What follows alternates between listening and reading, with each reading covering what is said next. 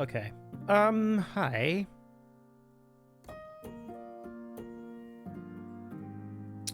Let's just warm everybody up.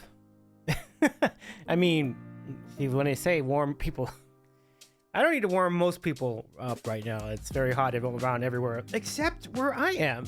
We are very lucky. We are not part of, we are not part of the half of the U.S. that is baking in over 100-degree temperatures right now. We are in the cool part of the country, so go us. But surely this will reciprocate at some point later in the summer, and we'll be the ones baking on the western side of the of North America, and the eastern side of North America will be just fine. So I'm not gonna really toot any horns or celebrate too much right now, but if you are in a really hot part of the country or any other part of the world that is baking, stay cool, hydrate, all the things. You know, everybody goes through it every year. Obviously, the degrees to which we go through these have changed over time, but hot weather is always a thing every year at some point of the year. So be safe and make sure you're taking proper precautions. And there you have it. So that's how we greet you tonight.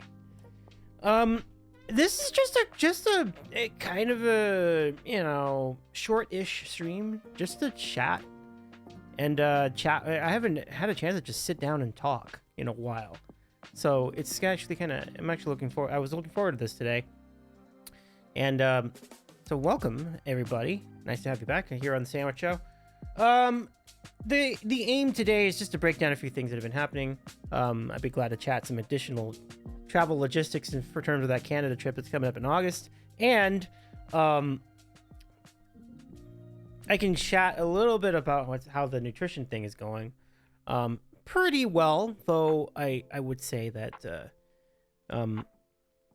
the weight loss aspect of it has been very flat for the last 2 weeks. But what that means is that, but I do feel that things have definitely been improving in terms of the reduction of body fat, things like that. Like my overall fitness level just in general has been great. I've been swimming a lot faster than I had been most of last year, and this is a big thing. So I even hit some new milestones today. That's over on Discord, but yeah, it's I'm pretty happy with how it's going. It's just I'm waiting for that next step. I'm been hovering around 6 to 7 pounds down from where I started, and I'm really looking forward to getting to 10 pounds and under that. And once we do, and then I feel like things are going to get serious. So, still plenty of room to grow in terms of the improvement of my health, and but things have gone pretty well. Like the indulgences have been primarily popcorn and In-N-Out grilled cheese sandwiches, and then meat from time to time. So yesterday I had a chicken shawarma wrap, which was much bigger than I expected. So that was triple the amount of meat I'm supposed to be eating right now. But it was very, very good, and I would do it again. Just have to be aware of that next time. Today, no meat at all. I just had the oatmeal and it was a pretty large salad, but it was nonetheless a salad with no meat in it.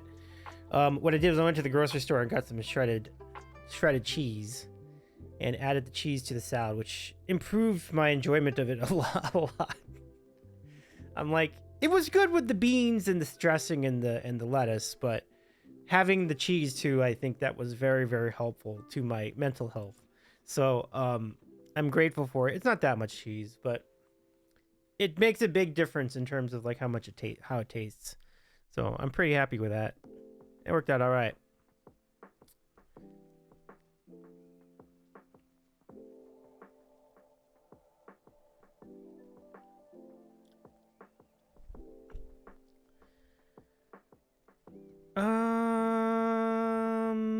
I think that's everything for me. Hey, King 105. Is that the temperature of your watch streak? Oh my goodness. Welcome in.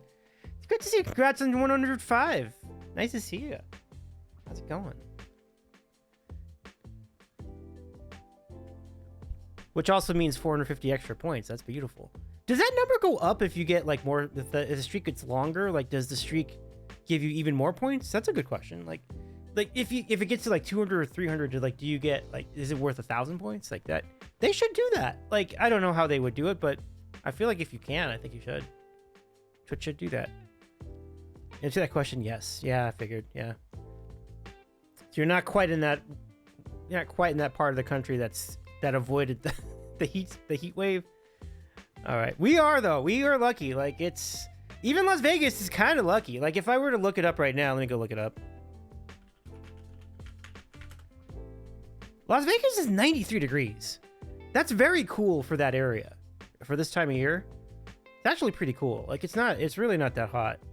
As Las Vegas goes, like, that's actually downright cool for June, late June no less. So it says excessive heat, but it's like, I still think that usually when I go to Vegas, it's like over 100 most of the time. So it's like, yeah, but it is going to get pretty hot over there next week. So I'm not saying like bring a parka, but it's actually not as bad as like other places. Is that temper heat index? No, that's a temperature. I studied it carefully.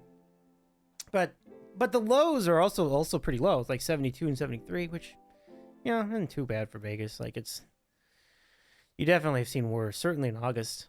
Oh, Mocker, welcome. Shout out to Mocker. Good to see you. This is for Mocker Plays. Thank you. Welcome, my friend. But can we give a shout out to Mocker? Nice to see you. Thank you very much. And then shouting one back our way to our friend King. I haven't seen you stream in a bit, but he does. But our friend King does stream from time to time, and frequently when he does stream, it is for good causes. So Ramos is good news. I finally got unlimited data, so I can be annoying from anywhere. Nice. It's great to see you, Rama. Welcome. Nice to see you. How's it going? Mocker says, I thought it was going to be a sound alert. It's a manual sound alert. But Mocker, give it up for yourself. I was lurking at Katie's today. Voice unmuted with 196 people rated over to Mocker Plays. I'm like, oh man, Mocker, is Mocker ready for this? Is Mocker gonna be ready for this? Like, that was now let me ask a basic question, because I've been blessed to also get a voice unmuted raid. Was your skin tingling when that happened? Because it always does. Rahama says, wait, can I pin a message for mobile? Oh man, if you can pin a message for mobile, you'll be unstoppable.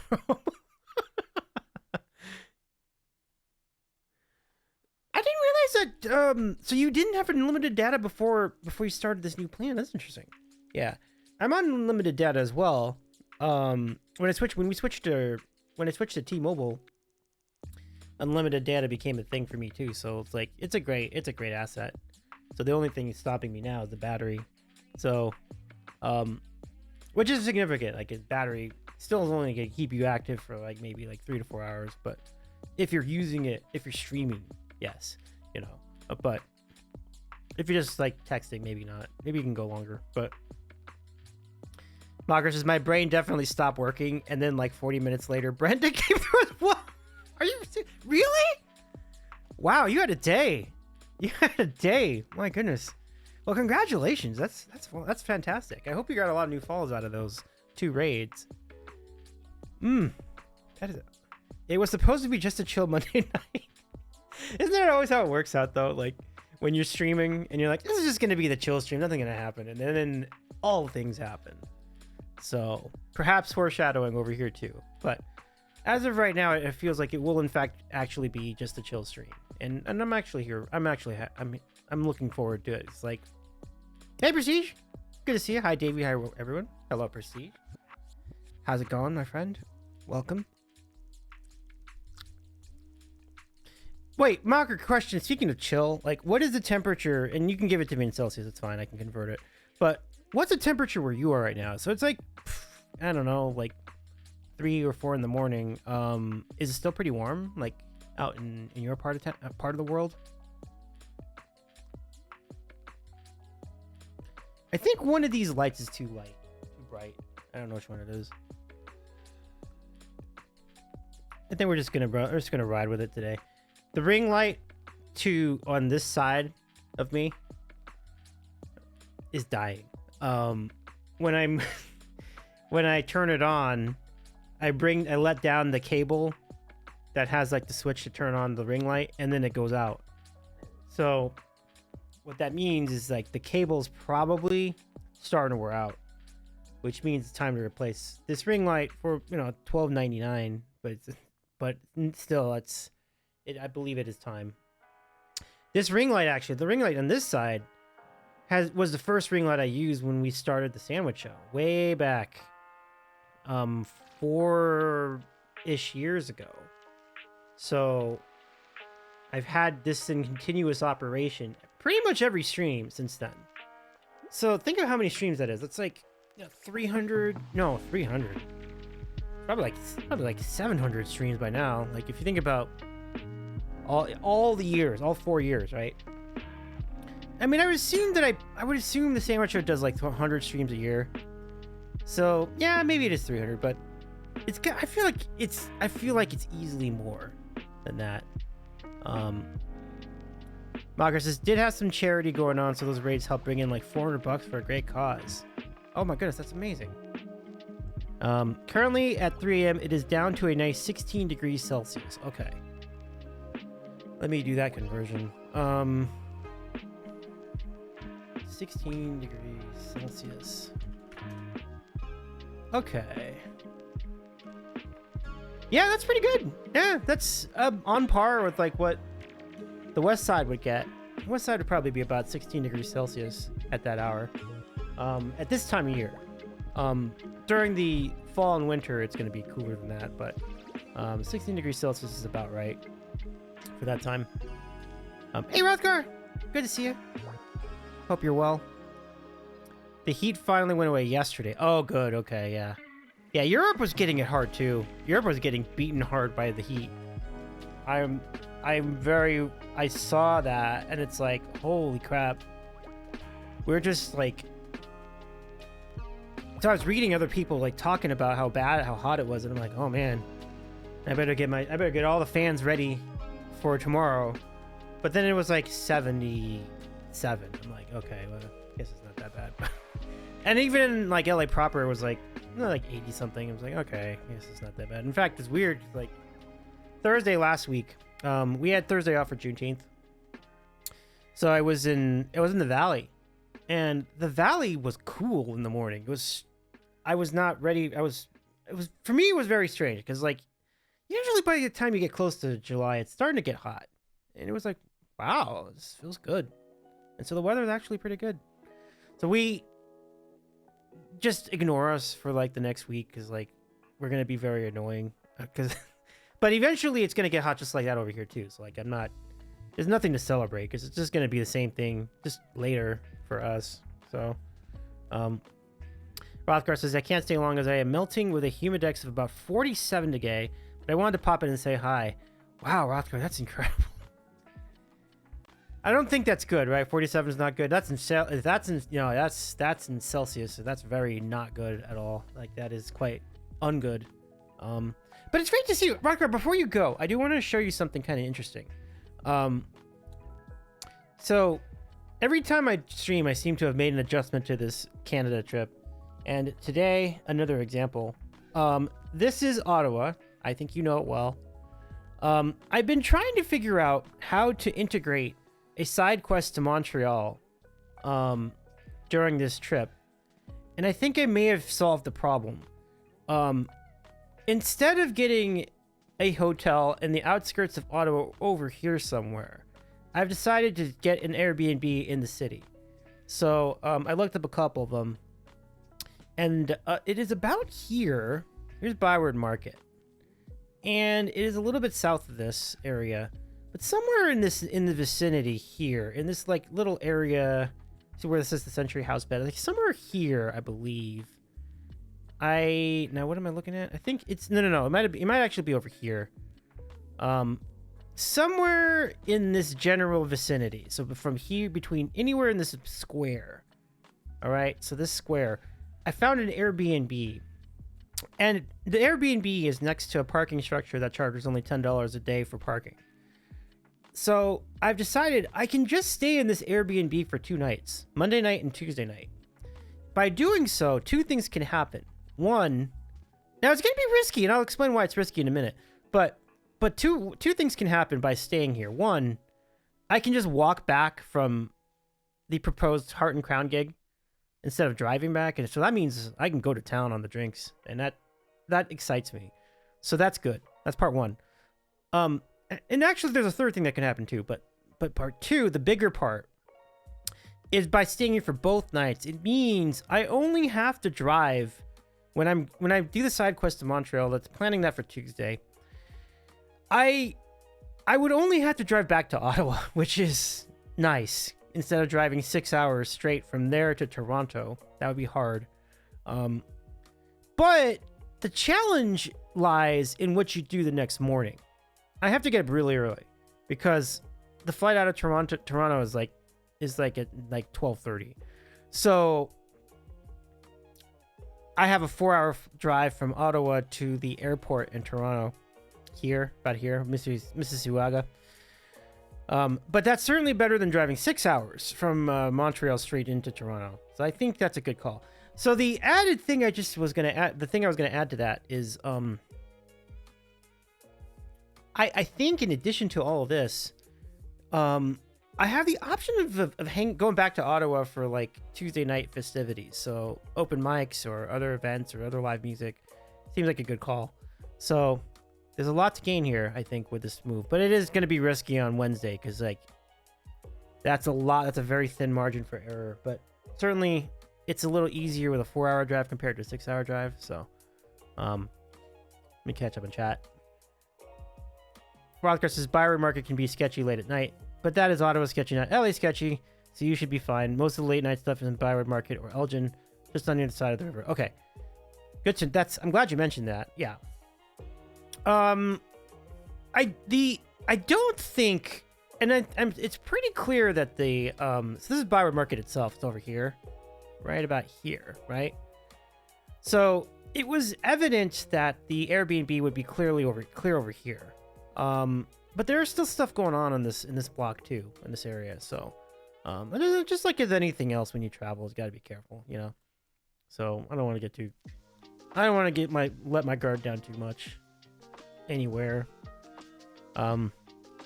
So yeah, but it's true. Like, if I'm able to handle LA, I can pretty much handle any city at this point. Like, LA is pretty rough and tumble. Rahomo's solution: stay there indefinitely. That's a good solution. I like that solution, Rahomo. Yeah.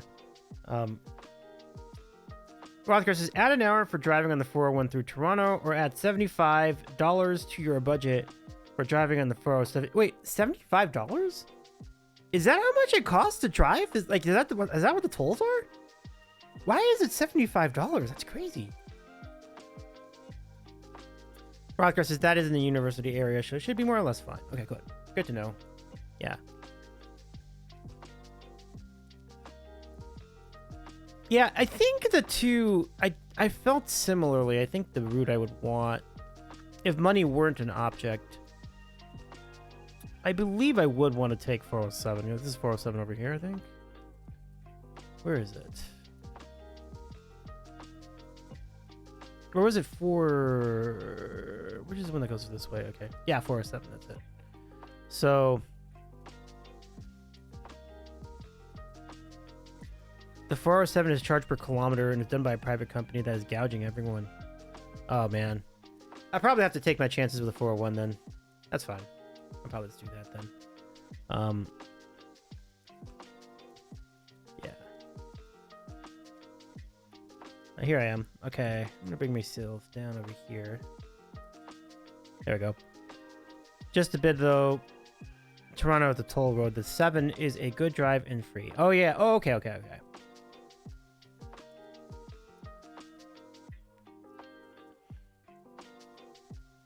So the 407 starts about here, with about, I don't know, maybe like 30 kilometers to go. And it's $75 just to drive this to this? Because I'm not going into town, obviously. I'm just going to go to this area where the airport is. You know, it's quite possible. It's quite possible, so I guess I just won't worry about it. I'll go take the long road. Yeah, it's definitely gonna be a long drive, because like I probably would add an hour for that. Yeah, I think you're right. So that, yeah, I think just gauging that, I believe if I left at 6, I would probably be fine. But I would really like to leave earlier than that. If I could leave at 5, I think that would be ideal. Because then, yeah, that's probably what I would want to do. It's risky. As I was saying, because like traffic be traffic, you know. The only thing that's kind of unfortunate about all this is that I don't believe there's a way to like just fly out of Ottawa, because the rental car doesn't allow for a return in a different city. That arrangement I have doesn't really allow for it. It can be done in general, but it's just apparently not the case here. So not gonna worry too much about it. Yeah. The number 7 is a slower drive than doing the 401 418, but has a better view. Yeah, it looks really the route does look like a really nice view. Mocker says, one day I'll go to Canada and hang out with all the friends. Mocker, it'd be great. You know, the coolest thing about that is like there are going to be a lot of friends. So, I hope you can make it out there, and we would love to visit your part of the world too. Very excited for the potential of Rotterdam 2026. Hey, Room, thank you so much for the raid. Welcome in. We don't have any candies tonight, other than this new Bean Boozled promotion that we have situated. Rofter, are you still with us? Okay. Thank you for the raid. Let me just quickly bring you in. Here we go. And I predict a riot. I predict a riot.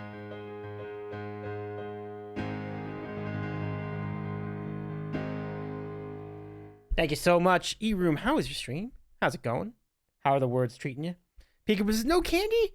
Nope, our tournament is over. We crowned a champion last week, and the champion is Ferrero Rocher, which we will be sending out to our good friend Rahomo in a short amount of time. Very excited.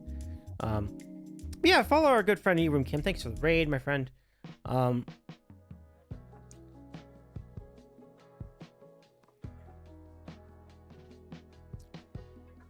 It is probably like 50, but then your rental car company will tag on another 25 for sending you the bill. Oh, yeah. Yeah. Take 5 on the way to Ottawa and the faster highway on the way back. I like it. I think because on that day, on that Tuesday, definitely will. I mean, on that Monday, there will be much more leeway. And I'll be in touch with you too during that day, because I would love to get your advice. And hopefully we can hang out too. Like, Ottawa just seems like a real vibe. Mocker says, Rahomo won? That's rigged. Prestige says, are you going to Canada for work, Davey, or vacation? I'm going for, I guess we'd call it vacation. But I'm going for Voice Unmuted show. I'm going to go to see the Villain EP release party. And that's in Toronto on August 16th. And so I just built this entire adventure around it, which includes stuff before that show, stuff after that show, and then even more stuff like in New York City after I fly out of Canada. So, what's this? Mods are impartial. Yeah. So, I believe many of you know Voice Unmuted. Like it's an awesome channel. A shout out to Voice Unmuted. When customs ask, the answer is vacation. Yeah. That's a great call. But furs are also best of GG. Indeed, they're really good. Welcome, friends. Okay, so thank you for the raid. Seems like a good time to roll out the Klar Beans before Brothgar checks out and tries to cool down. Brothgar, do you have like air conditioning in your place? I wouldn't blame. I mean, I don't know how what the situation is like, but are you gonna make it for a Pineapple once you get them from Davey? That's a great question. What do you think, Rahama? What do you think? Would you do it? It looks really cool. Thanks for the shout, Mocker. I saw that King's is stepped out for a bit, so no worries. We'll see you soon, King. I hope everything goes well there on that front. Rahama says maybe. Let's go. Nice. Nice. That'd be really cool. Rothgar says, I have AC, but it is not keeping up. Wow. It's that bad. Wow. I have AC, but it's not keeping. It was 28 inside my place this evening while it was negative 35. Oh my god. That's absurd. Oh. So it brought it down 7 degrees in Celsius. That is...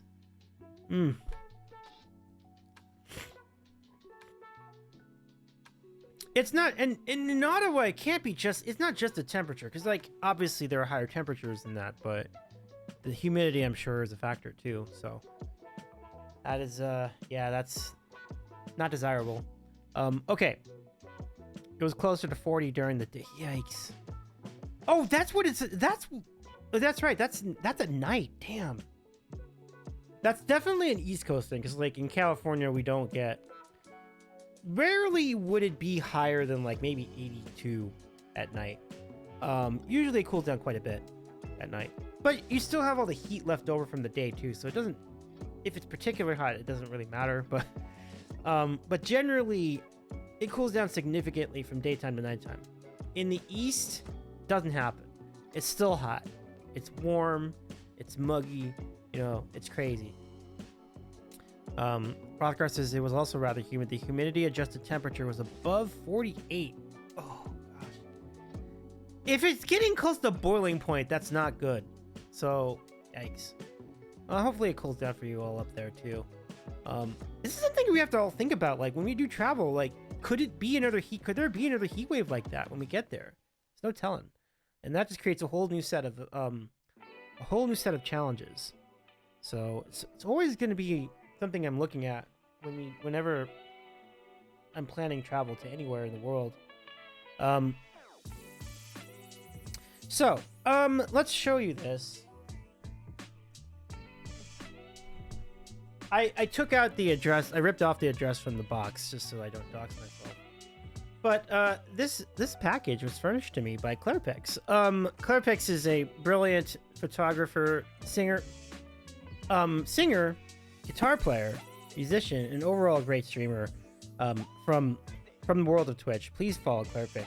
Really good friend of ours here on the Sandwich Show, and had the privilege of meeting Claire last year.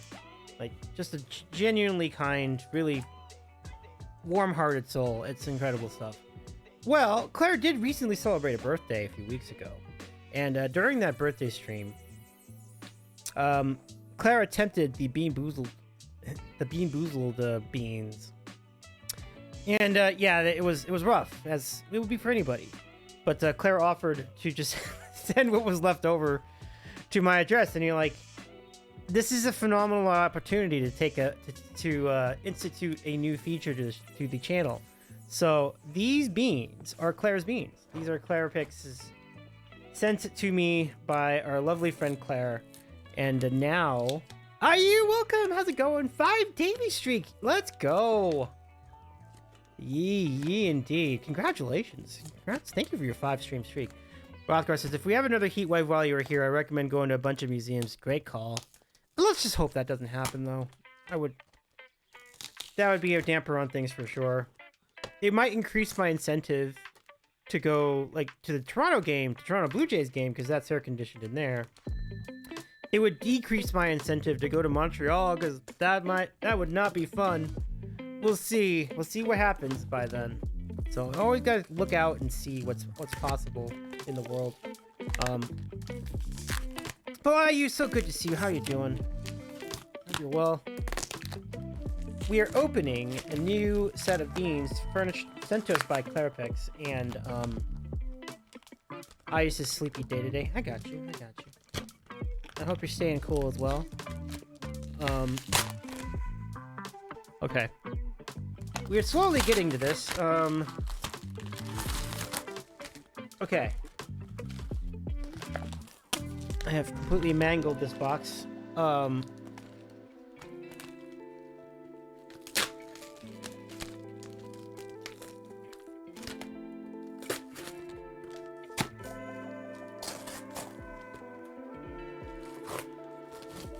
right, we've done it. Hey, Happy, welcome. Okay, the box is opened. Very exciting. Let me just go read in here, see if there's any doxable material first. It does not. All right. Claire sends me a note with this box of this box of beads.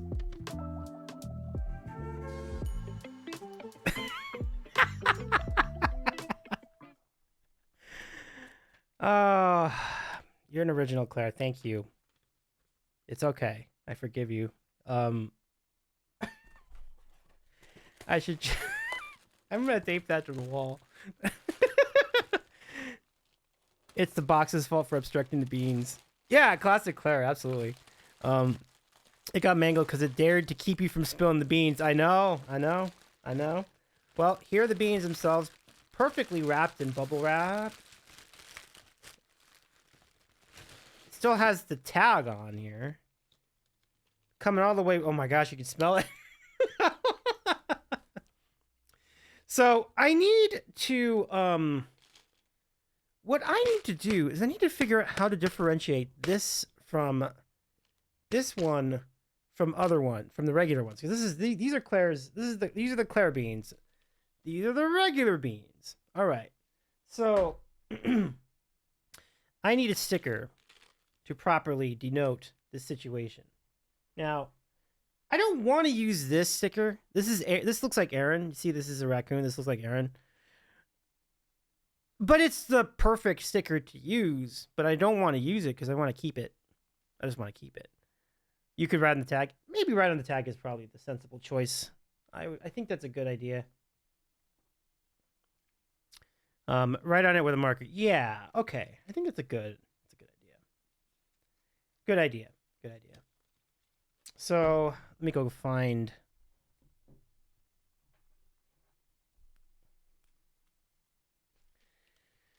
Okay, let's go right on the tag.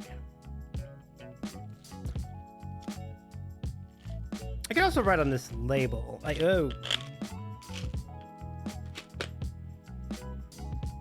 Look what popped out.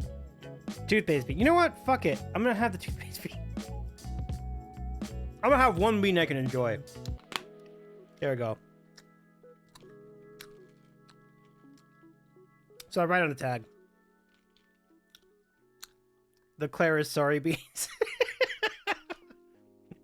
Yep. Quite right.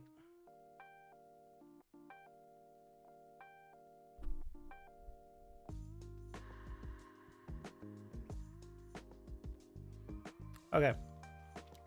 Claire beans. I can barely see that, but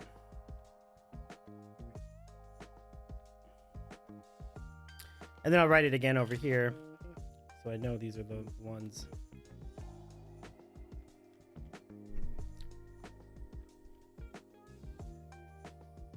Okay. I think we got it. Hey Tobias, welcome. I'm well, how are you? Hopefully you're not completely roasted. I received a whole bunch of bonus boozled beans from Claire Picks. There's a whole story behind them, but so it's kind of a thing. But just to explain how we will do this, if you would like to unlock this bonus Claire bean, what you need to do is start a hype train. So the hype train will unlock this new bonus segment where we will take the Claire beans and eat them. I'll even put them in a different location just so I know these are the ones. So I'm gonna put them on this side rather than the normal to my right rather than to my left. During the hype train, each new level of the hype train will unlock an additional an additional bean. So you get one bonus bean for the hype train, and then you get another bonus bean if you get the hype train to level 2, or if you finish level 1. And it just goes from there. So, pretty simple. Might be a bit before we get to that point, but when we do, I'm sure it'll be glorious for many of you. Rothgar, have a great rest of your night. Time for me to go put my head in the freezer. Have a great rest of the stream. Absolutely, Rothgar. Stay cool up there, my friend. Good to see you. Thank you so much for hanging. And so yeah, Tobias, what's new? Are you anything planned in your future? I know there's been a lot of talk about altitude sessions in Denver coming up. Unfortunately, I cannot make it. I have an existing commitment that superseded the altitude sessions. It was definitely in the plans, but from that setback, I've created a completely new adventure, which is going to take place in the northeastern Toronto, in northeastern Canada, or just in the northeast. But and that's very exciting. I'm very excited to try a new place, completely new place for me, meet new people, and try new things. It should be really fun. Tobias says, I'm in Denver right now. Unfortunately, I'm on a road trip to California. Oh, wow. Oh, wow. You're passing it. Too bad about the timing. Yeah, Tobias is nice. It sounds fun. Yeah, for sure. I've never been to Canada. I mean, yeah, I don't think I've ever been to Canada. I've never even been to like Vancouver. I've been to none of Canada. So I'm assuming, hoping everything hangs on. Hopefully there are no circumstances that would prevent me from entry. I'm less concerned about circumstances that prevent me from coming back. As Rahomo's been alluding to as well. I was like, yeah, oh, you got to stay in Canada. Okay. If I have to. Okay. You know. I mean, you really had to twist my arm for that, but okay. I'll stay here. But so that's the biggest obstacle, honestly. Like, everything else is probably going to be fine. But it is important to note, and the people of the friendship community have reminded me, the Queendom tells me that I must consider another credit card that does not have a foreign transaction fee. This is important because otherwise I'll be charged 3% for every transaction I make with my regular credit cards. So the next step would be to get this additional credit card. There are a number of choices. I've looked into it. And I'm not going to get into specifics because I feel like that might get into personal stuff that I shouldn't get into. But there are definitely some good choices, and I think I'd be in good position to apply for one, and I probably would get it. But I have to actually apply to make sure. So, got my fingers crossed on that, because that'd be really nice. I'm certainly going to need to get some cash while I'm over there as well. So, if I can't figure out the no transaction credit card, then I would just need to bring more cash than I would have brought otherwise. But I still have to bring some, because I feel like there's gonna be plenty of stuff that doesn't do card transactions. So it's just a smart thing to do. Tobias says, "Who's all in Denver?" Good question. So the altitude sessions is going to feature not just like the people who are performing, but like there's gonna be a lot of people attending that we know from Twitch Music. So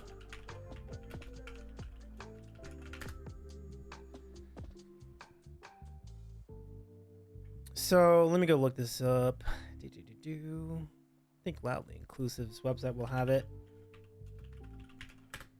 I think there's a command. I think Mocker was kind enough to get this command going. And Mocker, do rest well. If you are resting, please stay cool as well. And it's apparently pretty cool right where you are now, which is good. But let me show you who's in this lineup for the altitude session. It's quite an event.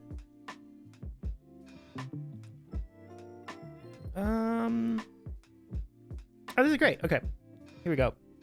So, on the show, it's a two-night event, and on night number 1, you're looking at I think I'd like to switch this up a little bit because Just switch this up slightly. There we go. Oh, no, you know what? I'll just turn that off then. Let's turn off this bookmark bar. There, that's better. So, look at the lineup on Friday. Like, Emily Henry, Mutual, Aaron from EBX Aaron, Aaron from LC Binks, aka EBX Aaron, Emily McVicker, CANLA, and Kathleen L, who is a dynamically cool, very good looping artist, based out of New Jersey. Great lineup, and that's just half of it. Here's the other half of the lineup on Saturday. You've got, now this is kind of like, you know, the theme of Saturday, unbelievably great voices is the theme of Saturday. Like, just one great voice after another. Carissa the Cyberbard, we're good friends with Carissa. Malika is cool too. Finally got to meet Malika in person recently. Her voice is insane. Like, it's really good. And Icy, same scenario. Like, Icy's just got an incredible voice, incredible guitar. Very her style of music is really, really great. Like, it really speaks from the heart. And Auburn, who has just just another powerful voice, and an insanely good singer-songwriter. And Sashi, what can you say about Sashi? Just again, Sashi's a legend. Like, Sashi's just insane, and also really a great organizer of big events like this one. So, this is definitely Sashi and Jay Nice's brainchild. And this is Sashi's town. Sashi's currently based out of Denver, so this will be kind of a homecoming of sorts for Sashi. That's pretty cool. And then Mandy Prater, we all know Mandy. Mandy's a friend of the channel as well, and an exceptional voice. It's like all the voices. These voices are incredible. Like, this is gonna be a great lineup, and it's just it hurts a little bit that I can't go to this, but this is gonna be great. Please, like, show some love to all these artists when you get there if you're making it out to Denver. Like, this is really, really, really, this is going to be really good stuff. So we'll send our regards from here in LA in the meanwhile. So there you go. Tobias says, yeah, great artist. Dr. Electro says, hi, Davey, quick hi and bye. Wanted to say hello and have a good stream. Thank you, Dr. Electro. Hope you have a good time at work today. Nice to see, welcome and glad to see you again. Hope your work day goes well. Ooh, yeah, that was fun. But yeah, it looks like there's gonna be activities around there. There might be a post-show meetup thing. Yo, just like with TwitchCon, like, there's always like associated events that go with the big event itself. So that's coming up this week, Friday, first day. I believe it's gonna be streamed. I would say if it is streamed, the odds are good that it'll be streamed at Loudly Inclusive's channel. So I will shout that out here. And I say definitely go check it out. Oh, sorry. There we go. Whew. I believe there's tickets still on sale. I actually have tickets. I actually have a ticket. If anybody wants to go, message me because I can just send it to you, like, free. I can't use it obviously, so.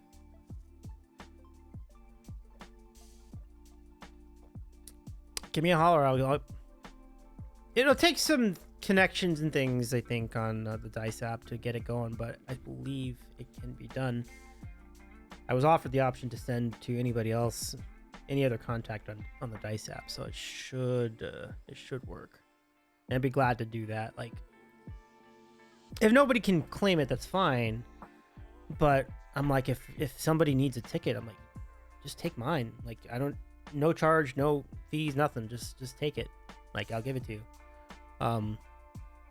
Both nights too. It's not just for one night. It's for like both of the sessions. So,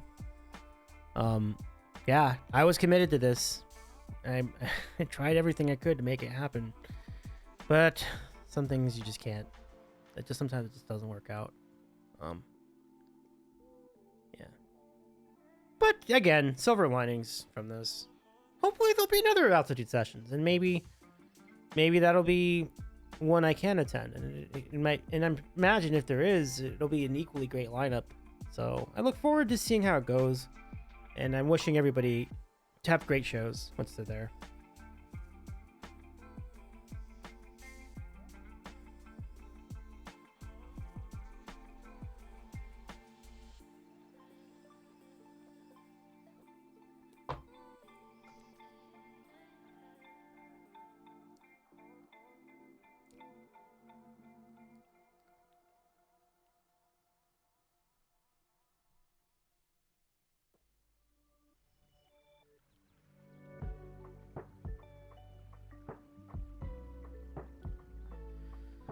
Whew.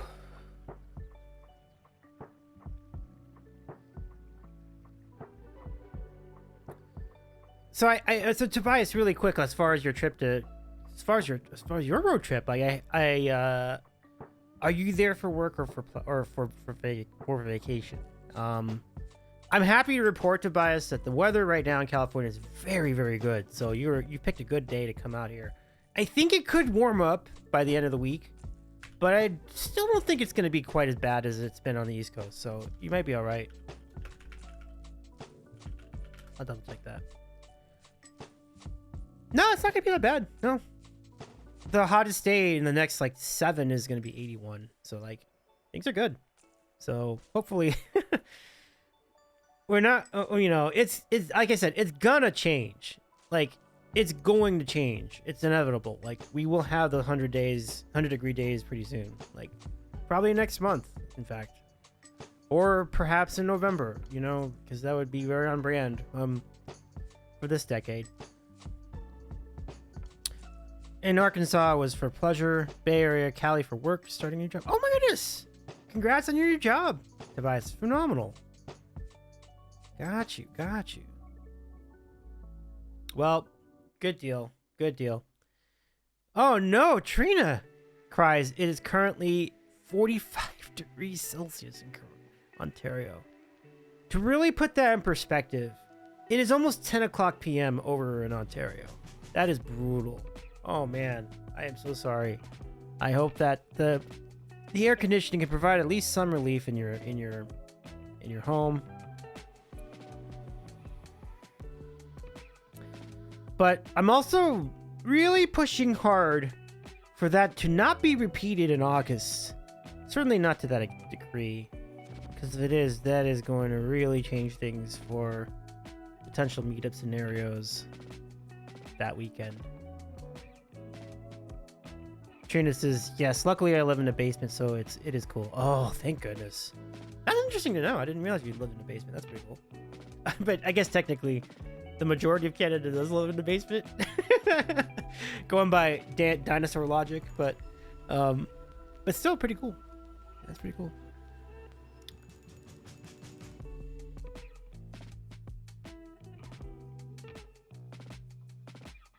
I'm gonna get to see so many basements in Canada. I'm very excited about that.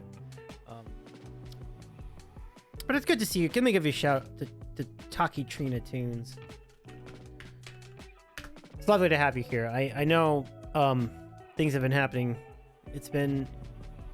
Trina says it's a walkout basement, so at least it's not just dark and depressing. True. Those basements are pretty cool. Like, you have, like, the window. You kind of have, like, that window that's kind of up close to where, like, the sidewalk is. Like, I've seen that. I saw a little bit of that in Boston when I was there. So it's like, yeah, it's a pretty cool spot to kind of chill for a bit. So it's like... So you get a little bit of lighting. That's not bad. I think a lot of basements do get that luxury, though, because, like, you get the windows, which are, like, near the ceiling, but there's plenty of light coming in through those windows, which makes that all set up pretty nicely. Yeah, hopefully it won't. Literally, there are warnings that are like, don't go outside, you will die. Yeah, we were getting those in LA, too, recently, so...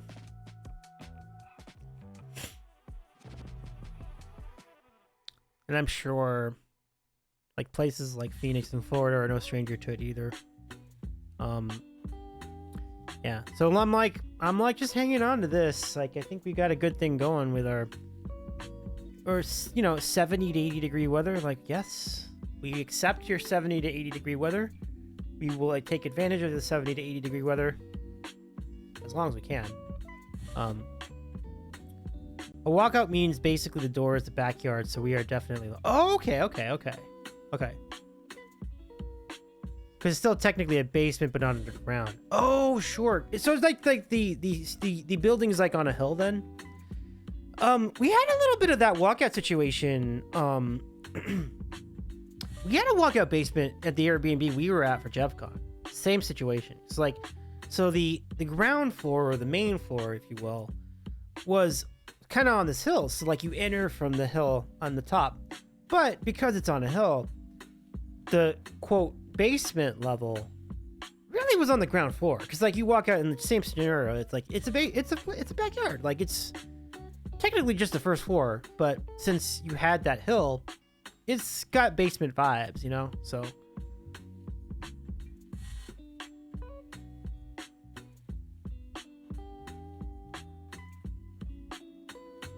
yeah, walkout basements are cool. I don't think Robbie's in the chat, but if Robbie G were to join in the chat, my understanding is Robbie also has a walkout basement, because I believe I've seen photos or videos of them walking out of their basement, like their basement living room, and then they just walk right in the backyard. So I feel like it's the same situation. If I do see Robbie tonight, I'll ask that exact question. More good news. I'm home, so I can pin messages again. Pee pee poo poo. Oh no. Oh no.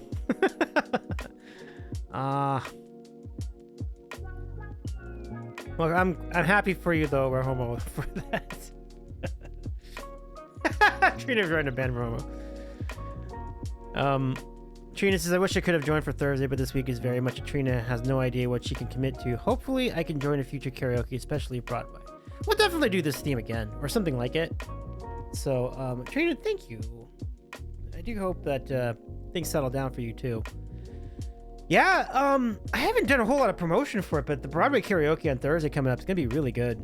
Wait, Rahoma, you unpinned your message? I was starting to appreciate it. But cool. Super cool. Yay, it's back. Just for me. Thank you, Romo. I appreciate that. Trina, I got the Claire beans are, by the way, the extra Claire Pix beans are here. Here they are. They look exactly like the regular ones. But we'll redeem a bean for the hype train once it arrives. Claire taught me to not be ashamed of poop. You're right. That's actually right. Yeah. Heck yeah. Do you have a Claire? Let me see. I'm just testing this. Let's see. She gave us a whole lecture last night. Really? Oh man, I missed that. I was trying to get it on the stream, but I think Claire rated out earlier. That's a bummer. I really missed out. That sounds that sounds like an awesome stream. I don't have a Claire command. That's unfortunate. I should have changed that. I'm a little surprised too. That's an excellent dancing poo emote. We have some. Oh yeah, that's right. It is a Claire Pix emote. Happy poo? What would an angry poo look like? Oh no. This is not the direction that the chat should be going.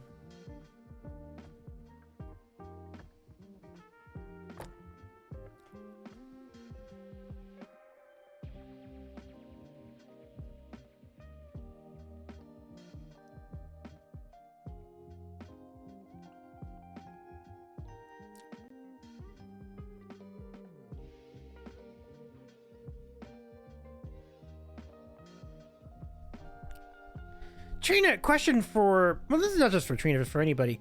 Those of you who stream music, do you have any Chappelle Roan songs on in your song list? or Chapel Roan. Yeah, I think I said. Did I pronounce that correctly? Chapel Roan. What the heck? Chapel Roan. Hard CH. I think I was thinking chaperone, but I think it's a harder CH. Chicharron. Hey, listen, that sounds great. I would love to have a chicharron if I could, if only I could within the parameters of this diet. You know, it might actually work out because it is low carb, so probably keto friendly. Right? Rome says, wait, that does sound good. Like it sounds amazing right now. Like actually a perfect night for it too. Yeah.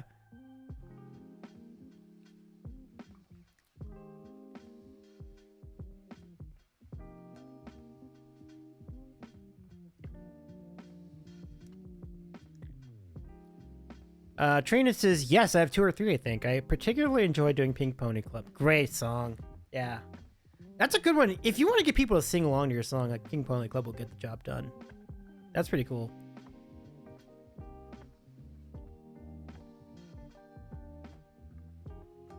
I have them on the song list, but I have not the confidence yet to play this song because I feel like it's silly to work out certain parts of it just to memorize it. I don't fully think I can play a song until I've memorized how to do it. Now, the structure of the song isn't terribly complex, but I still have little things I want to work on, so I might do that. But definitely, like, if pressured to do it, I could do it for sure. I could do the chorus, you know. Pink Pony Club, yeah. That is interesting because I don't even have my own songs memorized. Yeah, and I don't necessarily mean the lyrics. Like, I will never do that. That's never gonna happen. Like, there are really only like maybe a dozen songs where I've memorized lyrics to them completely. But I mean like the chord progressions, like how they go. So like for example, with Pink Pony Club, I would hold on a second. Let me just do this really fast.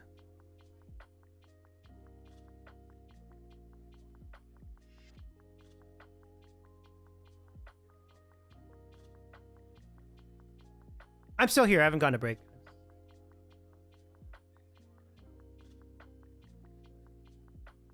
Okay. So what I mean is just like the basic parts of like how you do the song. So like, you know, look at this. Pink Pony Club, I'm gonna be dancing in Pink Pony Club. I'm gonna be dancing in Pink Pony Club. I'm dancing in West Hollywood. I'm gonna keep on dancing in the Pink Pony Club. Pink Pony Club. You know. So when I get to the point where I can memorize that, like, I'm gonna keep on dancing at the Pink Pony Club. I'm gonna keep on dancing at in West Hollywood. I'm gonna keep on dancing at the Pink Pony Club. Pink Pony Club. I think, and that's pretty much it, right? Like, it's just like, and then so the verses are just, I know you wanted me to stay, but not in the crazy visions of me in LA. And I heard that there's a special place where boys and girls can all be queens every single day. Wicked dreams of leaving Tennessee or Santa Monica. That's calling me. I'll make my mama proud. Gonna cause a scene, cause her sweet baby girl, I know she's gonna scream, ah, girl, you done, you're a Pink Pony girl, and I'm in on the club now, baby. Ah, see, I'm close. Oh, mama, I'm just having fun, staging my heels, and where I belong, down at the Pink Pony Club. I'm gonna keep on dancing at the Pink Pony Club. I'm gonna keep on dancing out in West Hollywood. I'm gonna keep on dancing at the Pink Pony Club. Almost Pink Pony Club. Yeah. Yeah. I do love the chord progression too. It's a bop, right? So that's Pink Pony Club in a nutshell. what have you done? I'm a dream on it, girl. Does that count as Broadway? Like, could I could I just put it? It's kind of a stagey, kind of a Broadway kind of song. Like, it's not in a show, but maybe I'm just proactively putting it out there because I feel like eventually it will be part of a show.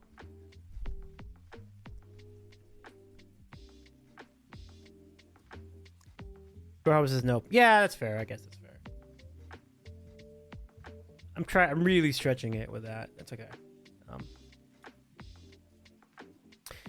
Something I want to, and I am hoping like when we get around to TwitchCon, like that's like a song I'm gonna put up there because I feel like that is gonna get the people singing for sure. Like I might not even have to sing the song because like everyone else is gonna sing it. Like I'm excited about that. Like Pink Pony Club. I'm gonna keep on dancing down to the Pink Pony Club, and then it's like I'm gonna keep on, and everybody go, I'm gonna keep on dancing at the West Hollywood. Everyone's gonna be into it.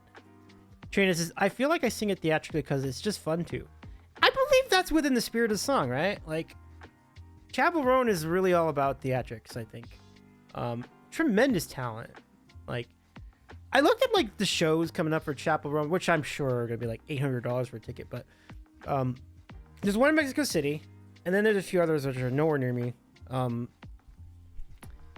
But man, if it ever, I think Chappell Roan was here earlier in the timeline, so I did miss that by just a little. But whenever anyone gets around to getting into a show, I'm sure it's gonna be great. Trina says, unfortunately I can't stick around today, but I did want to pop in to say hi. Gonna head to bed early. Have a great rest of the stream. Thank you, Trina. Great to see you. Shout out to Tagi Trina too. It's good to see you again. Trina always full of good music and good chaos. Good fun. It's nice to see you again, Trina. And yeah, we'll keep in touch. Hopefully we will in fact see each other in person pretty soon. Yeah. And say hi to Vacky for us. It's great to see you. Oh, we don't have an SFG command. Interesting. I mean, you're welcome to add one if you want to. Trina says, haha. Vacky says hi back to all. Yes. Hi, Vacky.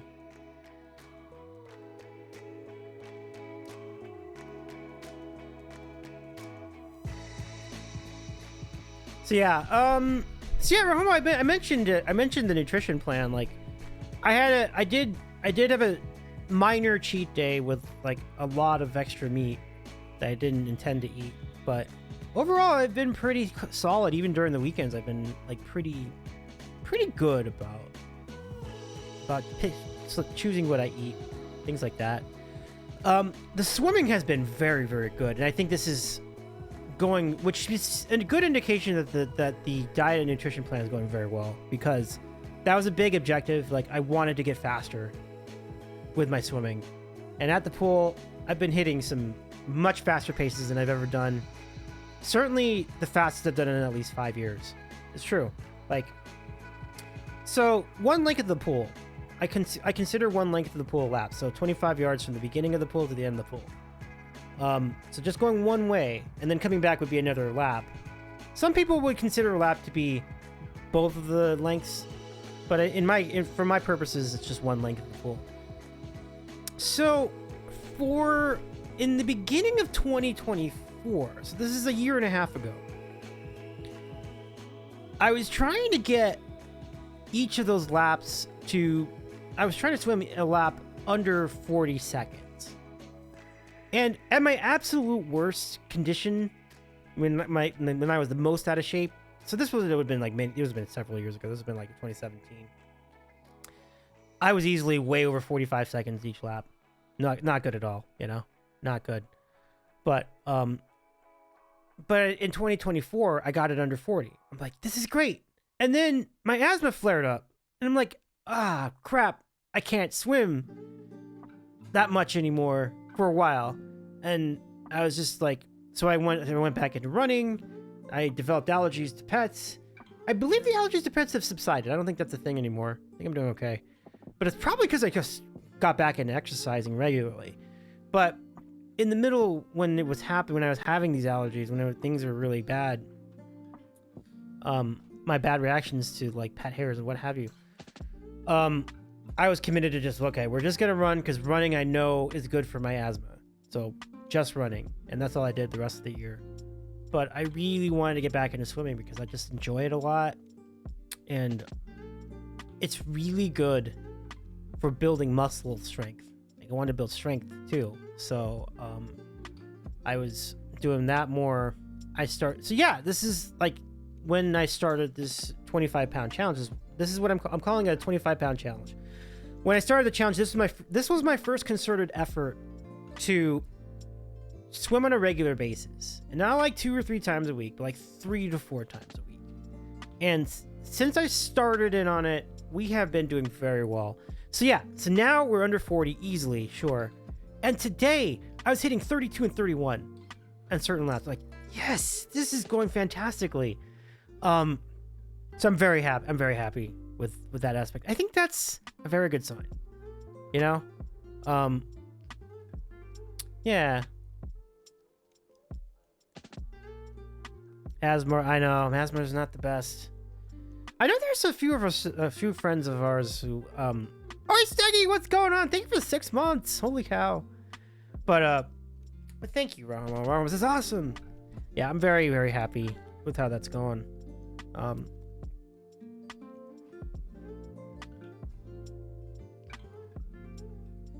Very happy with it, yeah. Because ultimately that's what it's about. Like, I just want to get better and more efficient with my swimming, at my lap swimming. And in the end, it's going to make me feel better. I'm going to be stronger. I can lift things. I can run faster. It's all good things. All good things. And I'll be lighter. And I can fit into more clothes. Like, these are all good things. All good things. So it's been a lot of salads. A whole lot of salads. Much less toast. I haven't had a slice of toast since I started this. So this is like now almost a month. I haven't had a slice of toast in a month. I haven't had a slice of pizza in a month. But I have had sandwiches during this time. You can't have sandwiches during this diet. It's just like, you have to be more selective about them. They have to be smaller. And you do have to space them out, I think. So, so that's worked out all right. And my savior, there have been 2 saviors during this journey. Number 1, the Egg McMuffin, because it's only like 25 grams of carbs. Big time savior. Like, it's small, but it's still very good. The sausage Egg McMuffin, still good. You know, I'm within the meat parameter. I'm allocating myself only 3 ounces of meat a day, but a sausage patty is well within that boundary. And in the similar vein, the In-N-Out hamburger is saving me, because it's small enough where the carb count isn't that bad. It's like 33 grams of carbs, and the meat content is not that bad either. It's under 3 ounces. So just a cheeseburger, and it works. It's within the boundary. You're good. It's all you can have. It's the only meat I'm going to have that day. But it's helped my mental health a lot. And when I have the grilled cheese from there, it's equally great, because then I can just go, I put a little extra spread in there. That's fine. I get indulgent that way. But it's very good. So, great stuff. How you doing, Steggy? Good to see you. Steggy and I have been talking about the next super mega trivia challenge. We're going to do that next month. July 17th is when we've scheduled it. I will announce this officially on all the platforms eventually, but we're still organizing the lineup. That's why I have not announced it yet, but we do have a really, really good lineup. I'm very excited about it. And Steggy's excited to do this again. I am too. It's going to be great. We'll have new categories. We'll have new questions, but we'll have just as much fun. It'll be really fun. Steggy says exciting times. Oh, absolutely. Absolutely. And the thing that always sticks with me is, like, some of y'all are so good at trivia. Steggy's great at trivia. Really good. And thank you for your gift sub too, Steggy, to Taki Trina Tunes. It's really nice of you. I hope you're doing well out there.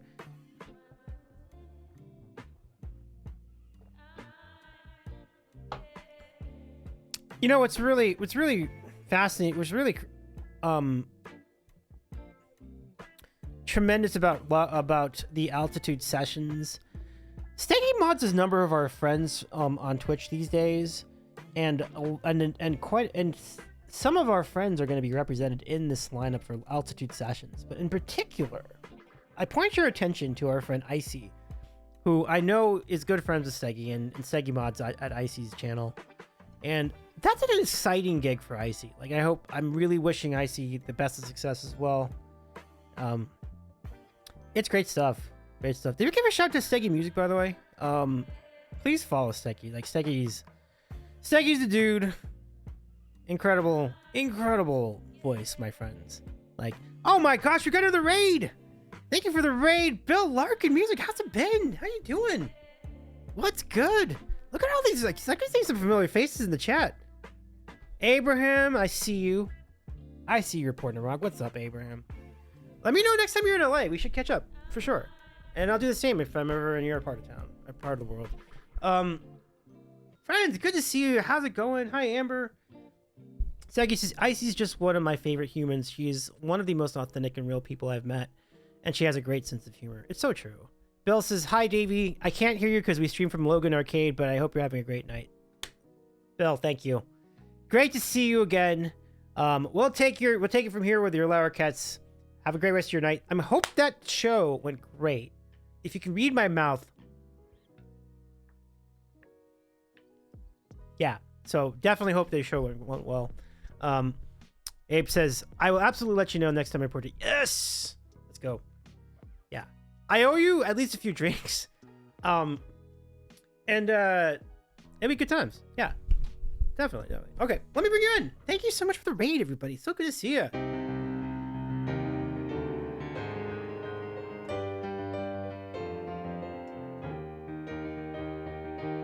I predict a riot. I predict a riot.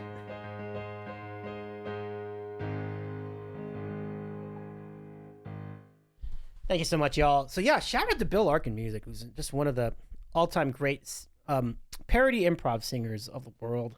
Go catch our friend Bill.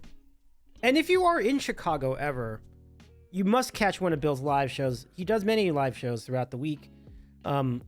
Well, maybe many is a strong word, but definitely throughout the weekend. Like, every weekend I see Bill doing something. Like, it's going to be really fun. And Adam, it's great to see you too. Rock the piano in the house. Let's go. Rock the piano. I'll look for a second. Great to see you. Great to see you too. It's been a minute. How you doing? How you doing, Adam? I know you're still keeping busy with the gigs too, which is good to see you. Do you have a good lurk? And I hope you all had a good time. T-Bone Mama, good to see you. Lisa likes 70s cheese. We love Lisa likes 70s cheese too. Amber, good to see you too. And Beached Tiger 95. Welcome, friends. Jack, of course, our good friend Jack. Welcome, Jack. Thank you so much for the raid, y'all. I'm Davey. I'm a variety streamer based in Los Angeles. We have avoided this massive heat wave that's hitting everybody else in the U.S. So we don't know how it happened, but we'll take it. But we hope the rest of you are staying cool, and make sure don't die. I think that's the thing we would say. Don't die. Busy dadding and gigging. I love it. Yeah, dadding.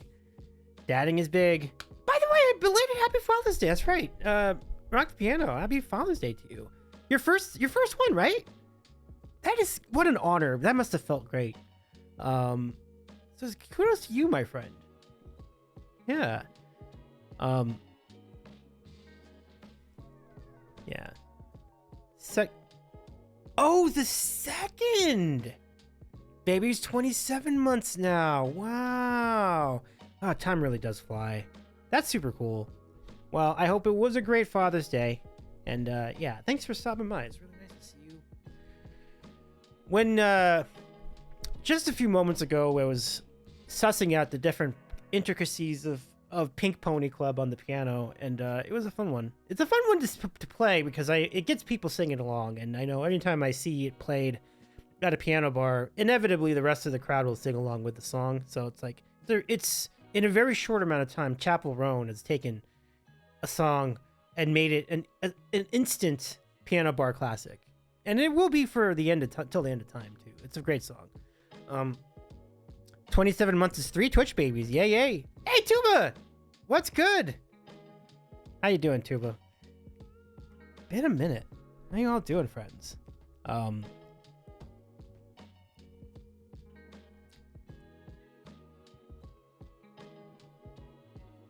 I do hope that Tuba, your gigs are going well too. I know Tuba's got this cool band that he plays music with and everything. Rock the piano. I play Pink Pony Club twice a night at least. I believe every ounce of that. Yeah, for sure. Like, is it? I'm wondering now. This brings up a really interesting point. Is this eventually going to become like one of those songs that the piano entertainer is going to be completely tired of because they play it so much? Because it's so popular, it might happen, right? It's similar to Sweet Caroline or Don't Stop Believing or any other song that's been played hundreds and hundreds of times over the years. So I don't know, but certainly the crowd will definitely enjoy. Yeah, Rahoma says, is this the new Sweet Caroline? I think it is. I think it is, right? Like, I feel like it's gonna definitely live. It's gonna definitely last or stand the test of time. I am sorry. The one thing I'm gonna apologize to the Lara Kets and the Eroom Kim clan as well, because the Eroom Kim rating party, I should say, but I don't have a sandwich. I'm on a new nutrition plan, which has me eating. I can still have a sandwich, but it's just like a lot. It's a lot. I have to do it a lot less frequently now, and they have to be smaller for a little while. Not forever, but just trying to lose weight. It's going very well though. It's going pretty well. I'm feeling better. I'm definitely doing better with my exercise. I'm feeling I can do more with exercise now.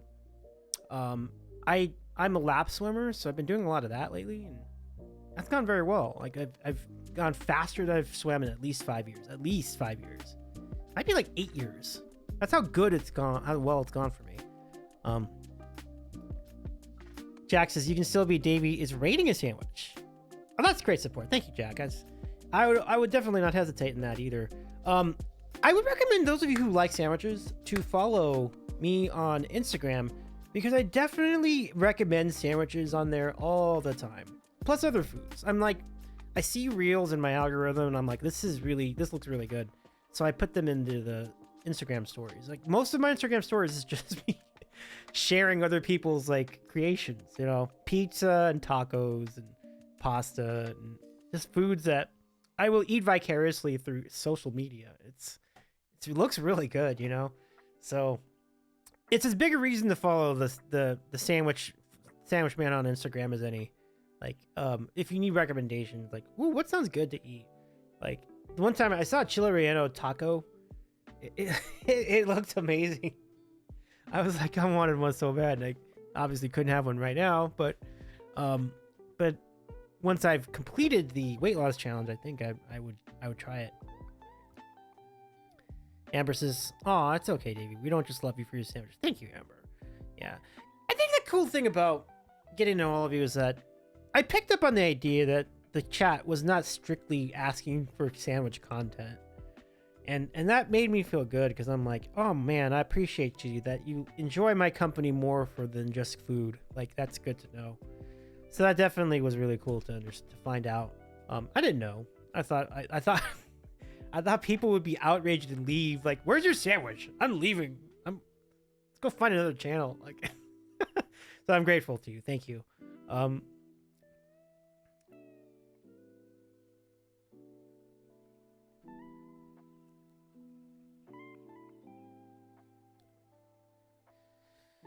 So yeah, happenings are happening here.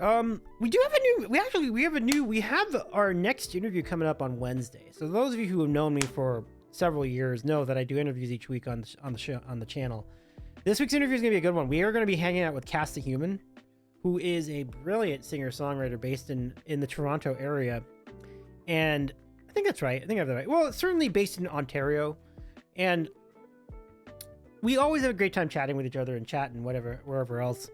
This will be the first time we've had her on the channel, like here on this channel. So I'm very excited. I was collabing with her I was collabing with Cass over on Irene's channel recently. But this will be the first official interview of Cast the Human. So you don't want to miss that. That would be great. Wednesday night at our usual time, 9 o'clock. No. Wednesday night, we'll be on an hour earlier. We are going to start at 8 Eastern on Wednesday night with Cast the Human. Don't miss. It'll be fun.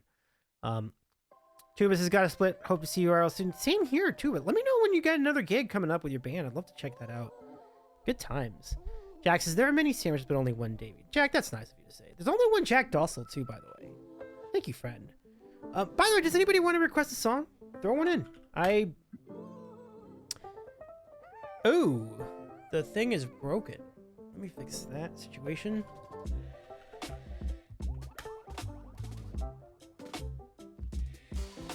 I have to reauthorize. Okay.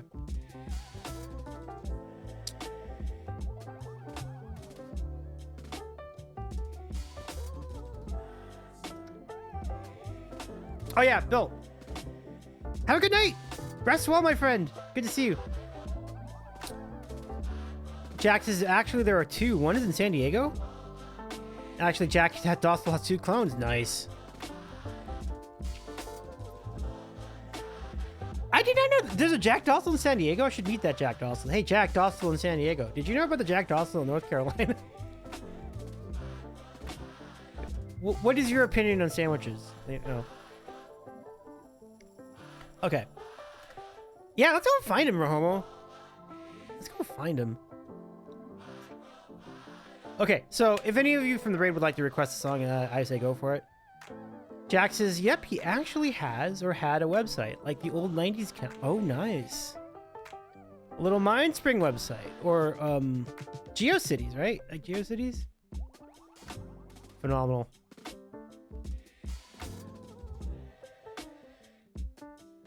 Okay, so let's pop these things up. Move this over. There we go. Guys, I had a long conversation with some of my Before Times friends on text about terrible 90s action movies. The list was extensive. There were so many like Jean-Claude Van Damme movies, Steven Seagal movies that we went on for a while breaking it down. Like I want to make it a mission to watch all these terrible movies, not in one sitting. Clearly, that would be a terrible waste of my time. But if I just did like one every 2 weeks, like I think that'd be entertaining. But it was such a fun deep dive into the calamity of bad action movies. It was so bad. But the reason I brought any of that up is because I finally was starting to watch Waterworld yesterday, and I'm like, this movie is just as bad as everybody said. It's so awful. So when we raid out later, I'm gonna finish the movie and I'll let you know how it goes. Like, I was like, wow, I get it. Like, this is just so uninvolving. This is not good stuff at all. Like, I think the best part of the movie right now is the action sequences, I guess, but not much of a plot, not much. The acting obviously is not good. So I'll report my finding on the rest of Waterworld later.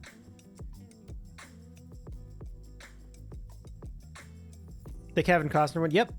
The Kevin Costner Waterworld, said to be one of the most expensive films of all time. And you watch it and you're like, why? It's just a bunch of boats. Like, not even boats, but like pontoon boats and jet skis. I'm like, this costs $300 million to make? Like, why? Like, you look at it like, what did they do to make it so expensive? Maybe there's parts of the movie I haven't seen yet. Maybe it'll make more sense when I finish the movie, but Ramos says I could not sit through that. I don't blame you. I don't blame you. We're gonna find out if I can sit through it either. So like I think I did about 50 minutes of the movie. And that leaves me with an hour and a half to go. I think, because like it's 2 hours and 15 minutes. So if I had 15 minutes, that's an hour. You know, that's right. It's like an hour and 25 minutes remaining in that film. Yeah, it's not what you want, but I'm gonna give it a shot. So we'll see how it goes. And then the movie I really need to see after that movie is the vintage Jean-Claude Van Damme film called Time Cop. Cause like what even is a time cop? Like, and I think my friends are like, I asked, is it just like time travel and he's a cop? And I was told in the text, yes, that's exactly what it is. I'm like, now I need to see this. Like I need to know what this is about. Like, depending on where I find it, like it could be a Discord event, but I'm not gonna tell anybody. I'm just gonna do it. It's just gonna be on. I'm like, look, guys, I'm gonna watch Time Cop. Like, I'm not gonna plan it. Just like it's just on. Like, if you want to watch it, you can. But I just need to see what this is. So that'll be one to come soon. Hey, Jordy, welcome in. How's it going? How are you? Doing pretty well. Doing pretty well.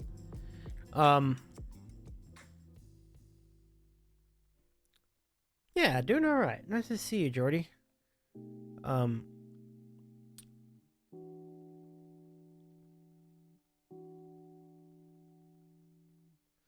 yeah, I mean, so thanks for that. We have new beans, by the way. We have bonus beans. And all you got to do to redeem these bonus beans from ClairPix is unlock a hype train. That's all it takes. Every hype train starts off, gives you a bonus bean from this special reserve, ClairPix Reserve.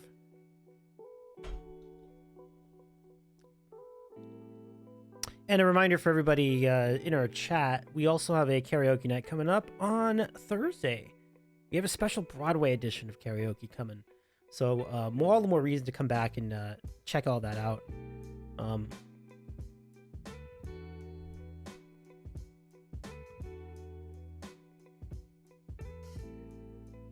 Jordy says, did you ever watch the movie Stop or My Mom Will Shoot? I have actually seen that movie. I've not seen it since it came out, but I did see it, yeah. Jordy says it was pretty bad. It was pretty bad. No doubt. Roma, you seen it too? Roma says, oh my god, yes. Yeah. That jogs a memory, right? Like it.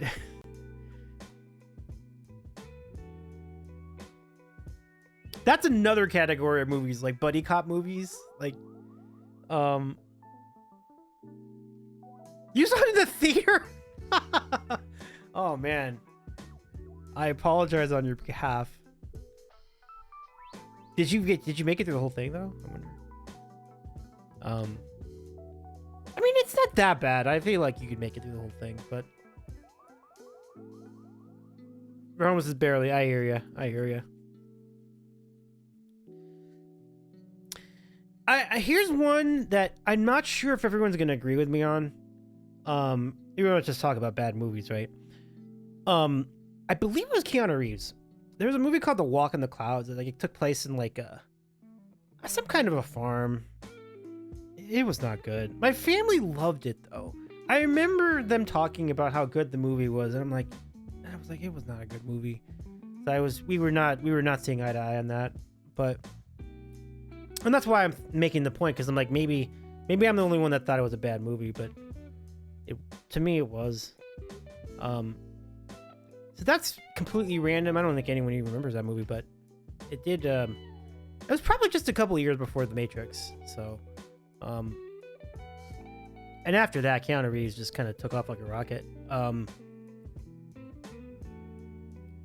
Okay, this is a good segue, because like, and then that led to the John Wick series, which is a fantastic movie series. I really have had a lot of fun. It's crazy.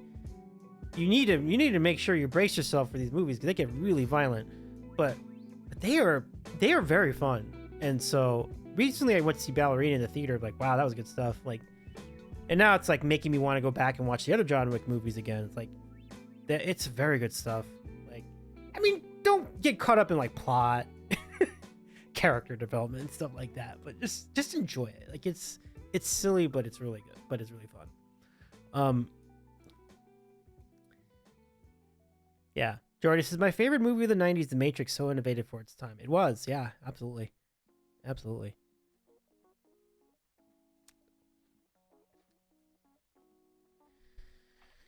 But yeah, I never really gave enough attention to the John Wick movie series, and I'm like, I think it's time I fix that. Like, I think that would be one to do.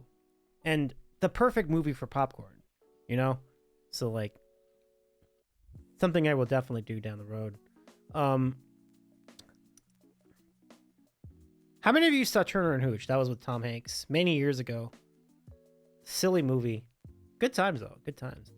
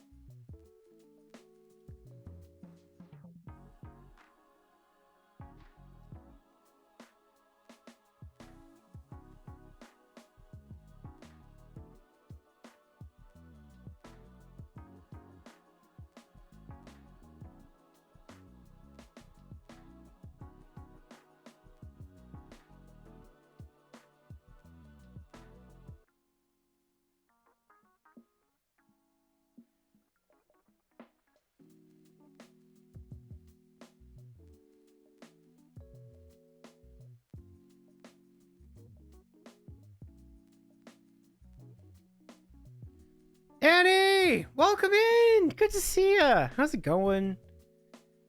Nice to have you back, friend. How are you doing? Those movies have action from start to finish. It's great. It's true. It's true. So we were all over the place. We were talking about like action movies recently. Like we're talking about just the plethora of bad action movies from the 90s. So many. So many. One of my buddies gave me a recommendation to watch Speed 2, and I'm like, yeah, I'm on that. Let's go watch that too. So bad it's good. Man, it's his long Monday of meetings. Glad for a quiet evening. Oh, I feel that. I'm glad your evening's going well for you though, at least. Yeah. Oh, Double Dragon! Another good call. That was brutal. And I think like Double Dragon came out roughly the same time as Street Fighter the movie, which was not good. So yeah, that's a good one. Yeah. Howdy, J-Man. How you doing? Good to see you. Hope you're doing all right. Staying cool. Annie,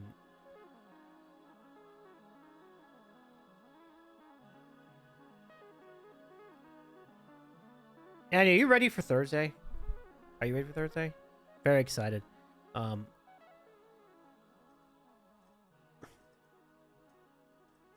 So we have Broadway karaoke coming up in a couple days.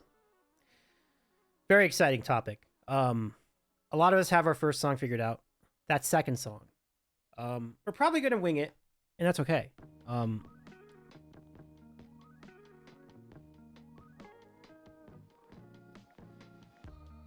Most definitely okay. Most definitely okay. J-Man says, for you it was a punishingly bad movie, but for me it was a Tuesday. It was a Tuesday. Oh my goodness, that's funny. Hendu, welcome. It's good to see you. How's it going, Hendu? Thanks for joining us. We are currently on the topic. Oh, maybe I should do this first. So, those of you who are joining us late, I would like to introduce to you the new assortment of bonus Claire Pix beans, who sent to us by our good friend Claire Pix in the mail, and with it came a note.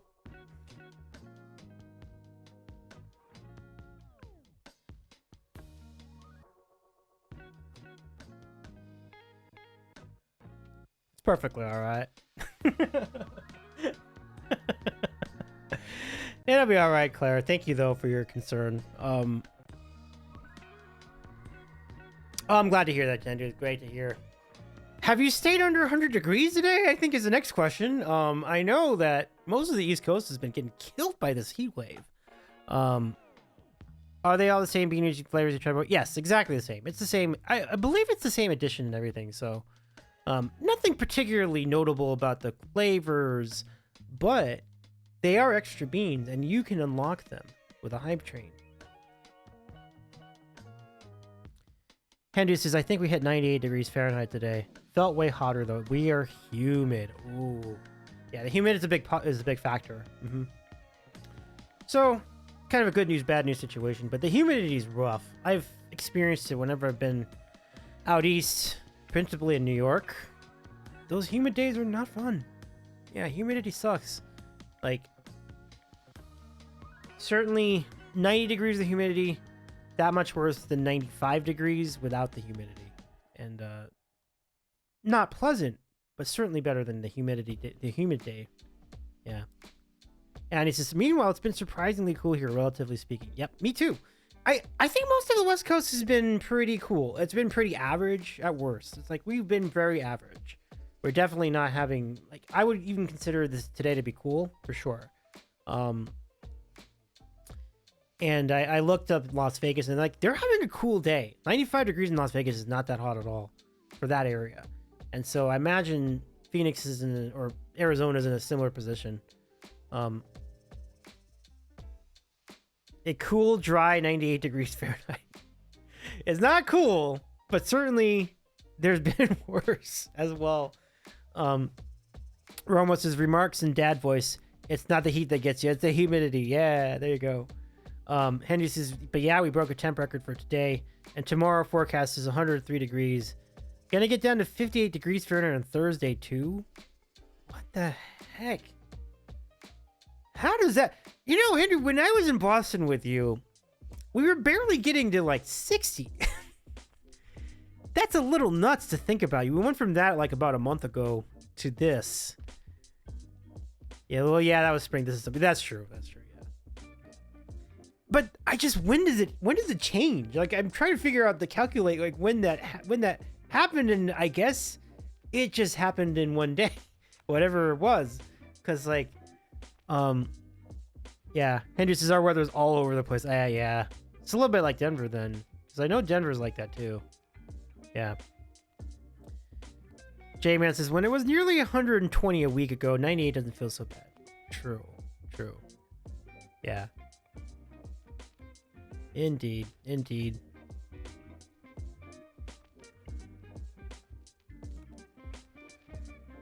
But it's lovely to have you all here. Henry, we're excited to have you back for karaoke in a couple days too. Lots of choices for songs you can take from musical theater. We're including TV theater, movie musicals, Disney, and any animated musical productions. Those all count. I think where I would draw the line is this. Glee. And when I say Glee, what I'm saying is like, I don't think you could just take a pop song that they did on Glee and count that as a musical theater. Like, no, that's not the same thing. That's a TV show. They're doing covers of pop songs. They're great. But it is not a musical. It's a TV show centered around singing. I don't think that qualifies. Now, I'm very happy to entertain your thoughts on that. If you disagree, I can be swayed. But I feel like that's where the dividing line is. But High School Musical, absolutely, that counts, you know. Yeah, stuff like that. Moulin Rouge, before they did the Broadway version, definitely, you know. And he says, yeah, so excited. I really need to get some of those boxes unpacked and out of here. Otherwise, my background is going to be a mess. Got you. Jordy says, is Pitch Perfect considered a musical? I don't think so. Because it didn't actually break out a song during the movie. They were doing songs, but they were doing songs from other artists, right? I don't think so. I'm willing to entertain opinions on that too. I don't know. Henry says, I can't do the Glee rip-off version of Jonathan Coulton's version of Baby Got Back. That was a thing? There's so much to unpack with that. Oh my goodness. And you know how much I love Moulin Rouge.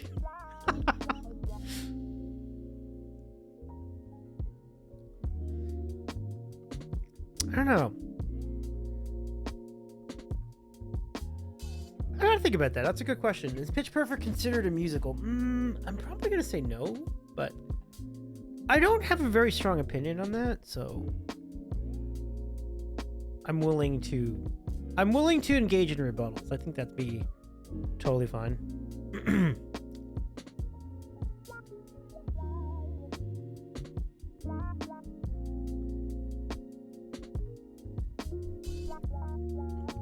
me see.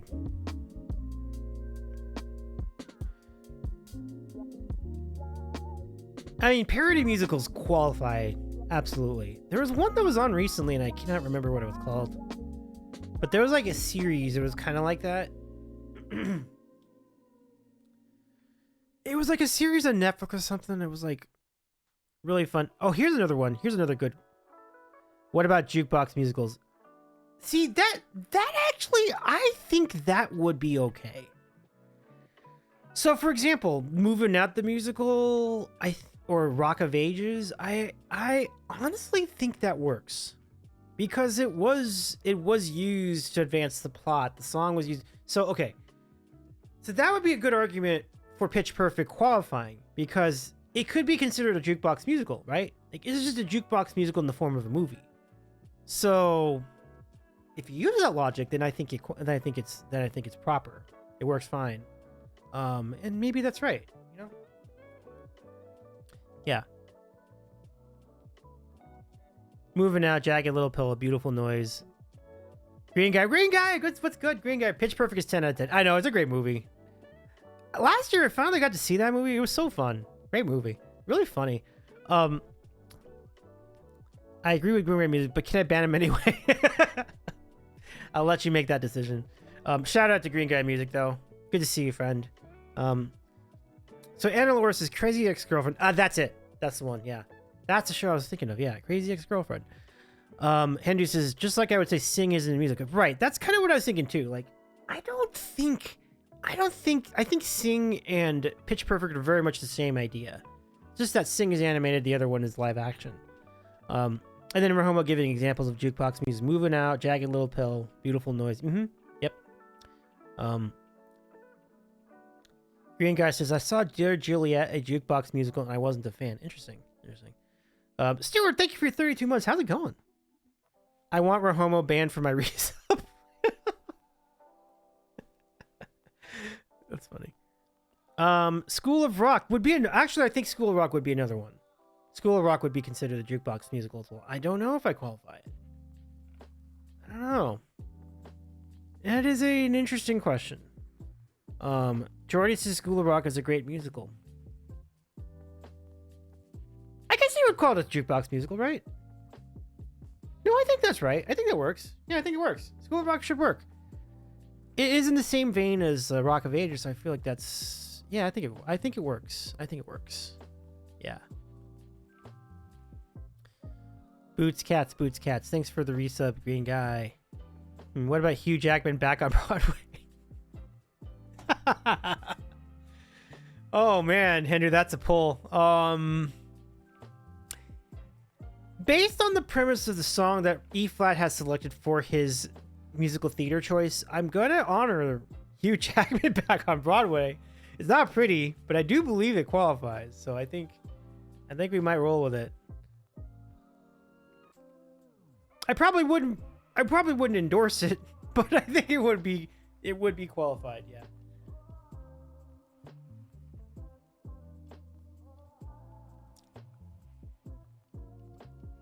J-Metz's best show. Let's go. I mean, if you study the movie carefully, you could make the argument that Minecraft the movie was also a musical because they had musical numbers in the movie. It was very much like a Disney animated movie with live people, of course, but there were songs in the movie that were made specifically for the movie. So I think it does qualify. It won't get referred to a lot as a musical, but I do believe it has musical qualities in it. And maybe you could make that same case for the Super Mario Brothers movie because of Peaches. I'm not exactly sure about that though. It would be an interesting discussion. Yeah, Jordy making the same point. Like Jordy says, you could say that the Mario movie was a musical in some sense. Yeah, I feel exactly the same way Jordy does.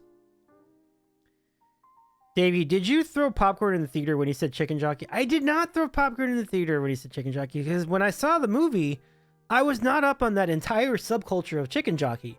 I found out all that stuff after I saw the movie. I'm like, holy crap, this chicken jockey thing is just taking over our lives. So I was not up. I did not take advantage of that situation. J-Man says, are you doing, I'm sorry, wrong to J-Man, are you doing karaoke? I'm requesting, I'm so good at yoga. Nice. I would love to have J-Man jump in on this as well. Green Guy says, you need to act more like a sixth grader. Come on. If I knew about it, I probably could have. Mea culpa. Choreography and all. Oh my gosh. J-Man. I feel like that's a great offer. J-Man, if you do jump in on this for real, I'm serious. If you take up Rahomo's offer, I promise you, I will send you, as long as you're willing to offer your street address and all that. I promise you, I will send you some Ferrero Rocher as a thank you for that. You have my word on this. Like, if you jump in and do that song, I'm just putting it out there. Like, you don't have to. Obviously, you don't have to, but you will be rewarded if you do. It's all I'm saying. I'd rather eat the beans. Careful what you wish for, J-Man. But I understand. I understand you completely. Annie says, I've had the math of love triangles in my head all day. Nice. Green Guy says, if you send Davey your address, he promised we will post it in the chat. No. I believe I'll be good at keeping that off the chat. I might post my own address in the chat. That's happened. I've come close to that before. But I will not do that with other people's addresses. No. Henry says, anyway, my current plan is to do 2 very different songs, but sung by the same guy. Ooh. You know what's interesting about that, Hindu? I know 2 very different songs sung by the same guy from musicals. Example, Murray Head. So Murray Head has been a brilliant performer on Broadway from the UK. When Murray Head was starting out, his first big production was Jesus Christ Superstar. Murray sings the theme song to Jesus Christ Superstar, like the first song, like, where they go, Jesus Christ Superstar, that song. So he sings the chorus and the verses and all that. That's a completely different song from One Night in Bangkok, which he also does. He raps that song in a different musical many years later that they called Chess. 2 completely different songs, same guy. One stage, one movie. Now I'm intrigued. So it's not Murray Head then, because one of them is a stage and one of them is a movie. Is it Hugh Jackman? No. Is it the guy Russell Crowe? No, right? I hope not. But I suspect one of the songs is probably going to be by someone else. No. Nobody wants that. Nobody wants that. Yeah. Jordy says chat shows up at Davy's place. When Rahomo's around, I become a bad influence. This Green Guy. Well, Russell Crowe has never been in a musical ever. Yeah, and that's for the best. End of story. And this is how Russell Crowe would be great. That'd be great for April Fool's Day, yeah. I'm not gonna lie. Too good.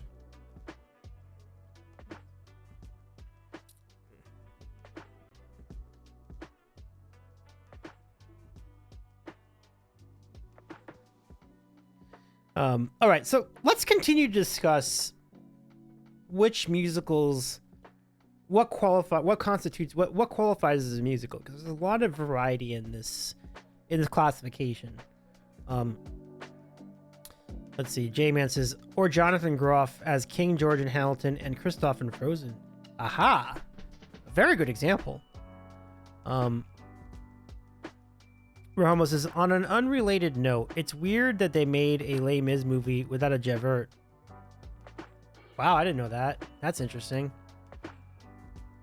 Strange decision. Jordy says, Davey the musical. That might be a boring musical. I don't know. I'm not sure how that would work. But I love the idea. So thank you for Jordy for suggesting it. Sandwich Show Musical Edition. Russell Crowe, the circus period of musical. Let's quote that. Oh my gosh, that's funny, J-Man. Did Crow sing anything in Master and Commander? Oh gosh, that movie. Remember that? I was actually watching. You know what? I have it. I have Master and Commander on Blu-ray. That movie is intense. I've never finished it though. Like I've seen like the first like hour of it, and I did this on 2 occasions, and yet I've never finished it. And I don't know why. Like, I think it's a pretty good movie. Yeah, Hendrix is such a good movie. I know. I feel like maybe I did finish it, but I seem to not remember finishing it. But I think I did. But yeah, regardless, I agree. I think it's a good movie. It's a very well, like, cinematography is really good. It's a solid movie. I'm sure he does some shanty singing, but it's been too long. Yeah, that movie came out quite a bit ago. Yeah. Andy says I can't get past the arm choppy.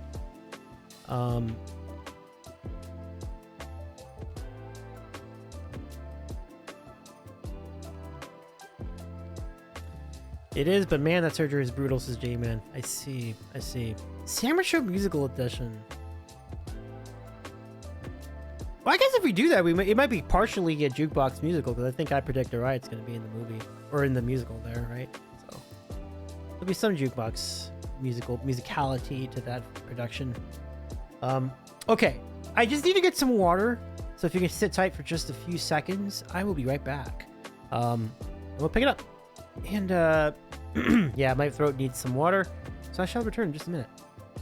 Thanks for hanging out with us. Stay with us. I'll be right back in about 35 seconds.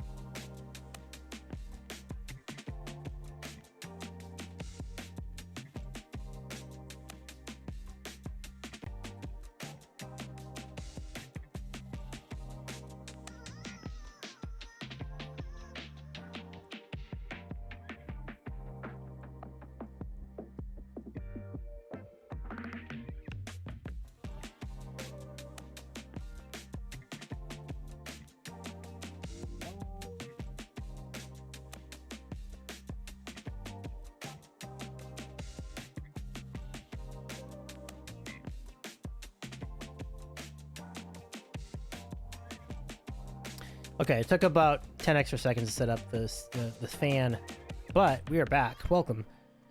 Let's see. Davey could sing a song from West Side Story, says Jordy. I know 1 or 2, yeah. Not bad. Green Guy says, wait. Water you're doing while you're gone? Wait, water you doing while... Oh.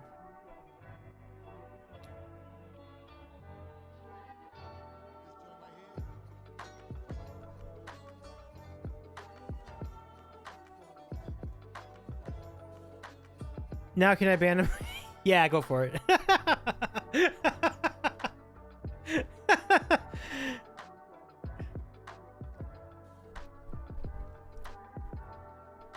But are you a jet or are you a shark? That's a heck of a question. I don't know.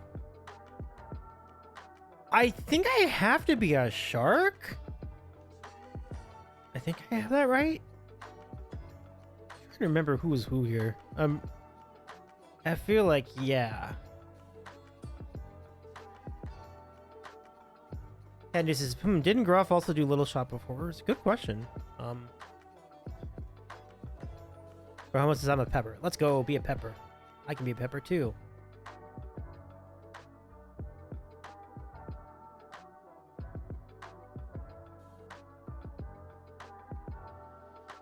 Ugh. Yeah, just turn the fan on over here. And just only because of the buildup of body heat in the room. It's really not that hot, but eventually it will get hot enough where even in a relatively cool day, you'll need the fan just for circulation. Henry says, I did in 2019. Jonathan Groff, Little Shop of Horrors. That's pretty cool. I mean, just judging from his voice as King George, right?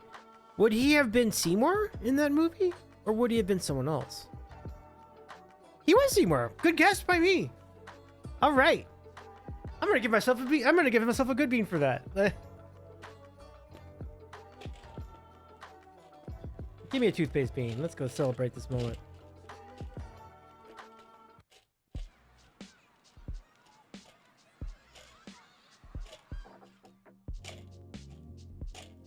Please hold, folks.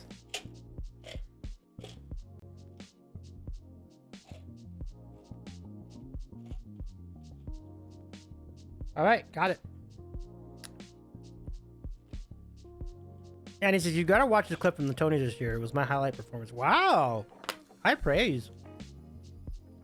Green Guy says, no more Diet Coke and Mentos. No. The problem is, since they've gone to smaller bottles of Diet Coke in the store, I can't get the geysers to go up very high anymore. They barely get past like they barely get like an inch high now. So I have to postpone the redeem until they make bigger bottles of Diet Coke. So it's very unfortunate. But I don't want to waste your points like that. So we have to suspend the redeem until Diet Coke rectifies the situation. I know. Womp womp. Henry says, would love to do a duet of Suddenly Seymour, but duets in stream karaoke are hard.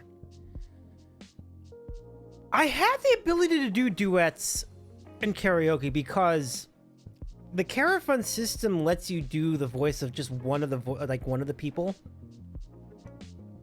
So you can put the voice of just like one part of the song, and then you can do the duet with that. So it's a little bit like Clark on stage, but not quite as fancy, obviously, but great duet for sure. So Henry, I was at a bar. There's a karaoke bar in Burbank. On a Monday night, I was at this karaoke bar, and like there's the lady and the lady's partner were doing Suddenly Seymour. I am still mad at not getting video of that because it was really good. It was a really good rendition of Suddenly Seymour. Their duet was phenomenal. The chemistry is insane. It was so good. Really wish I could have had video of that. It was really good.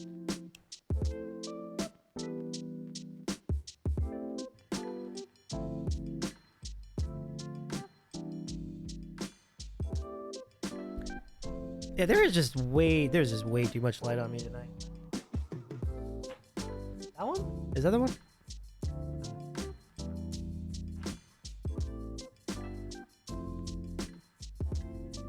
I guess it's close.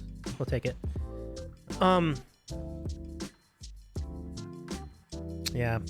If any of you do find like 20-ounce bottles of Diet Coke in the store, please let me know. It's like, I was having a tough time finding it online too. Like, man, it's just not happening.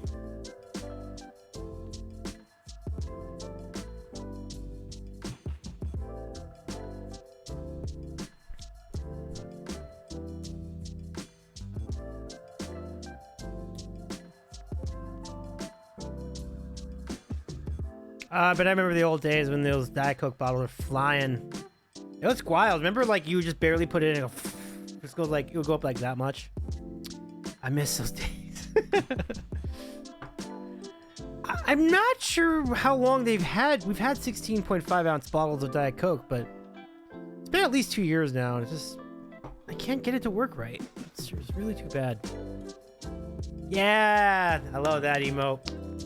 Oh, the good old days. The good old days. Look how high that geyser got. So now I just got this roll of Mentos and I have nothing to do with it. I'm just gonna eat it now.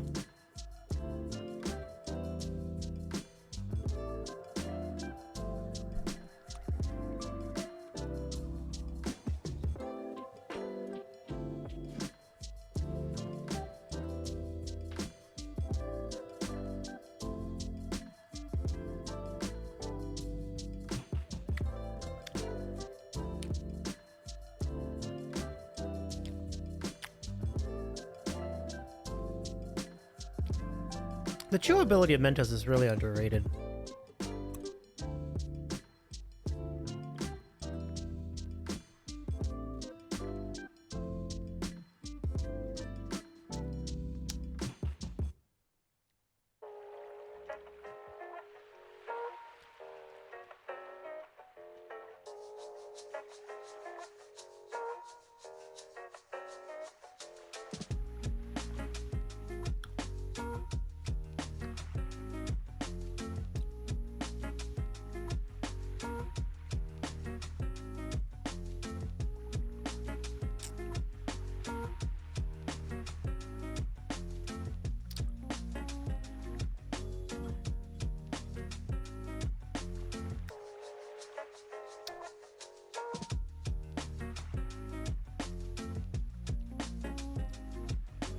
It's like, is it gum?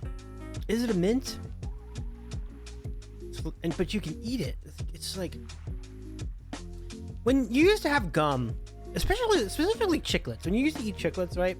In the old days, they still have them, but I mean, when you would have a chiclet, do you ever lament the idea that you can't swallow the chiclet? Like you're chewing it, you got the taste, the candy. It's so good. And then you're at the end of it like, God, but I gotta spit it out because you can't eat it. It's gum. But Mentos solves the problem. You're eating it, and it's like gum, but then at the end, you're like, you can still finish chewing on it. Like, yes, I can swallow. So good.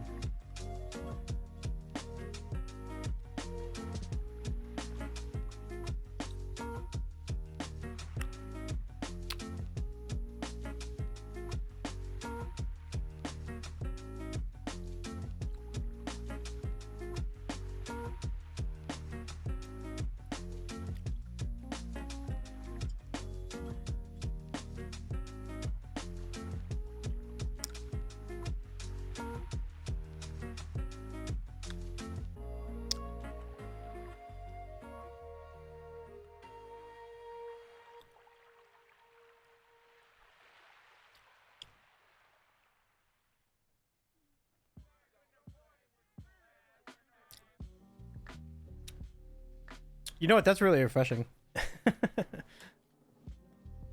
So anyway, I do want to just remind everybody, we are going to be so excited to have the next couple of shows. Like on Wednesday, we're going to be hanging out with Cass the Human. It'll be really fun conversation. Don't miss it. Cass and I, we often have really fun conversations. That shall be really fun. And then we have then we've got Karaoke Night Broadway edition coming up on Thursday night. Now the thing about it is, bear in mind that the Cass the Human collab will be an hour earlier. So we're going to start that at 8 o'clock Eastern. And then karaoke will be at our normal time of 9 Eastern.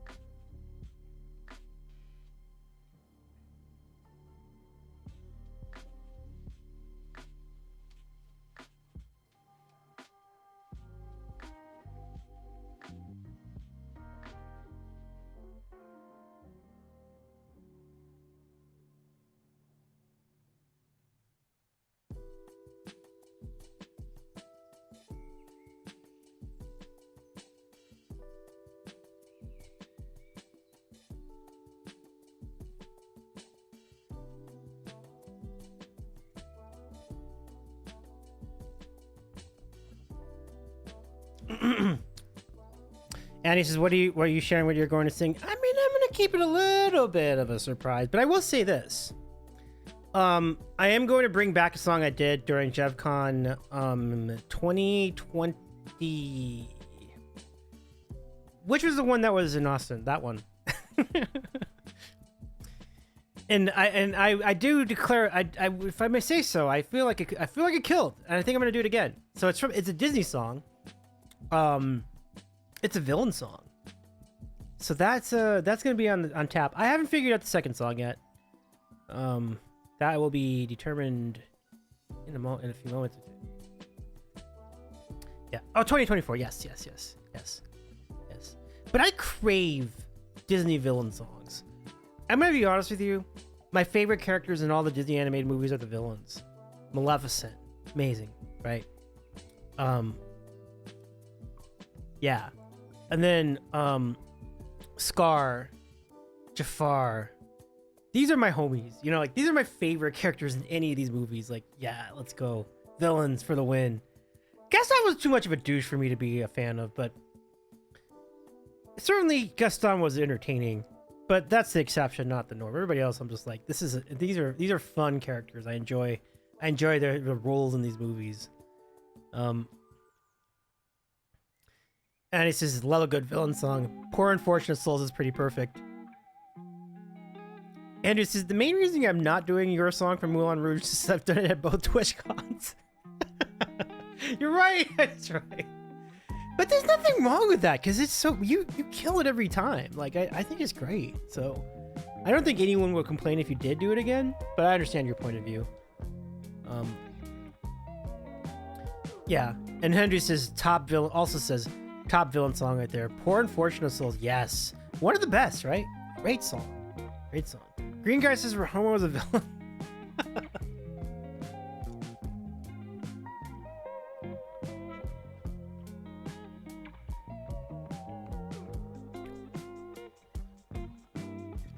I think that's why I like villain songs so much, because the villains in the Disney movies have the villain songs, and they're so good. Like, I keep forgetting the name of the villain from The Princess and the Frog, but he has a song too, and it's great. Like, it's a great song. Like, villains are it for me. And who knows?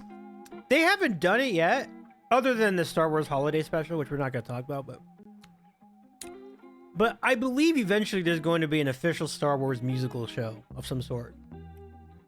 It's not a question of if, it is a question of when. And it's just a matter of whether the Star Wars nerd community is going to be on board with it or not. But they're going to definitely try it. That's a bold prediction from your boy, the Sandwich Man. Friends on the Other Side, Dr. Facilier. That's the one, and that's the one too. Yeah, that's the song as well. Thank you, Annie. Thank you, J-Man. It's great. And be prepared. This is like an epic villain song from Scar. And he says, since it was brought up, quick TwitchCon question.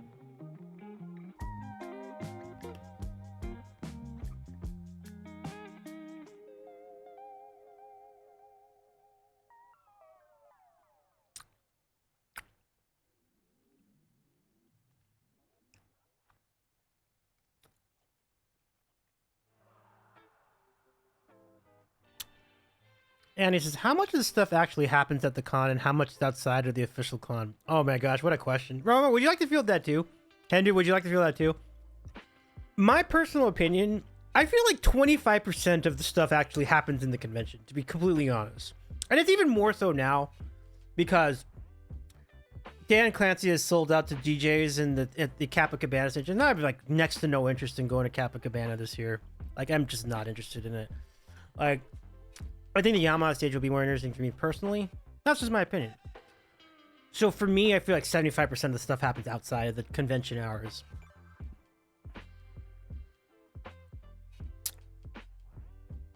So could someone go and hang out with you all without going to the convention? Very possible. I mean, I don't think the convention ticket's really that much relative to like what you're going to be spending for the rest of the weekend. The majority of your cost is the accommodations. Like the convention's only like $200 for like the entire weekend. It's like it's not a huge amount of money. I mean, it's not a small amount of money. I get it, but certainly when you compare it with everything else. But with that being said, it does feel more and more like that money doesn't really mean a lot. Doesn't really go that far. I think it depends on what you want to do in the convention. If you're interested in the talks, if you like the presentations, if you like some of the panels that they do, and there are a lot of good panels at TwitchCon. Like that's the thing. Then I do think that that's a good amount of the content. So you're probably then going to move that percentage up from like 25% to like 50%.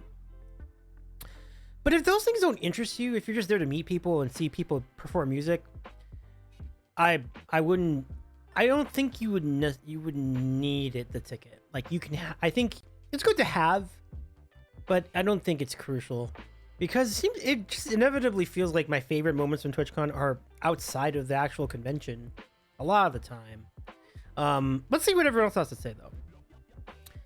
Do we have the lineup mostly DJs? I mean, look, I saw the lineup for Rotterdam and it pretty much was like half DJs, if not more. It's very disappointing. Yeah. Hendu says, you might not have a lot of folks to hang out with during con hours since a lot of us would be in the con itself. Right. That's a good call. That's a good call. That's a good point. So Andy, that's the one thing to keep in mind. By far the lodging and travel are the bigger expenses in the con ticket. Yeah, exactly. Yeah.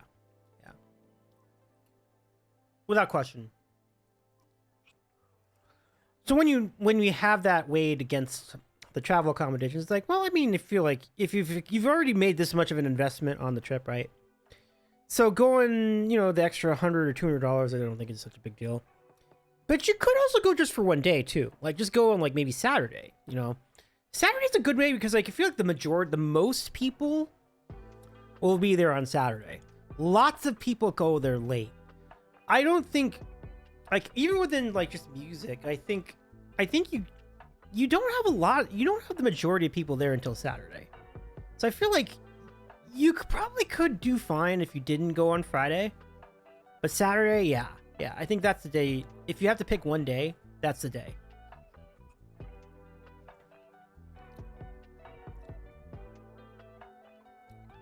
Yeah. And he says that, yeah, that's the thing. Not sure how much panels would really be of interest. And that's understandable. Yeah. It's going to be different for different people. I'm grateful I found such good panels when I was at PAX East, because I'm like, if not for that, I wouldn't really have a lot to do, because I don't have a huge investment in any specific games, but certainly not Pokemon. But it's fun to study and just kind of look and play and try games, which is really what I would have done if I didn't have the panels. But I'm glad they had the panels. The panels are really good. PAX panels, East or West, are fantastic. They're really good. You learn a lot of things. They're very fun discussions about games, making games, building games, designing games, music for games. Like, it's a really cool history of games. It's like it's very fun to watch that. So those panels for me are great. But they're not for everybody, And TwitchCon is a little, the topics are going to be different because obviously Twitch is more about streaming. It's not about the games. Some of it is about the games, but it's also about production, video, hosting. And there are other assorted topics too. Green Guy says, honestly, there weren't that many Twitch musicians at Rotterdam. Interesting. Were you there? Did you go? That was interesting. That's interesting. There were a few more at the open mic night, but I'm not sure how many of those applied for spots. Right. Okay. Yeah. And he says, less the cost, even just what is of most interest. Which is fair. Yeah, totally. Yeah, we'd have to drive Friday so we get in Friday evening anyway. Yeah. So maybe what you do then, Annie, I would say just get the ticket for Saturday. Sample it. Get a feel for it. It wouldn't cost nearly as much if you just do one day. It'd be like half the price. And then, so you got Saturday, you can soak it in, get the feel for like all the exhibits, get the floor, check out Kappa Cabana or DJ Cabana, I guess, and and then check out the Yamaha stage. And then, or it's kind of like an open mic scenario at the Yamaha stage. It's become a really cool feature. Let me see, catching up. You're J-Man Hut the musical. I'm the slug of crime, the desert stars. Even the empire can't dim my star. So bring me tribute, or else you'll get a face-to-face with my Rancor pet. That's so good. J-Man, get on that. I would love to see that come to fruition. I hope I hope your submission makes it to Disney Plus. Green Guy says, I went on a panel on the deaf community on Twitch and it was super cool. That's awesome, yeah. Oh, you did go to Rotterdam. Okay, cool. That is cool. Rohomo says, Green Guy went to Rotterdam instead of San Diego because he knew I'd be here. Oh, no.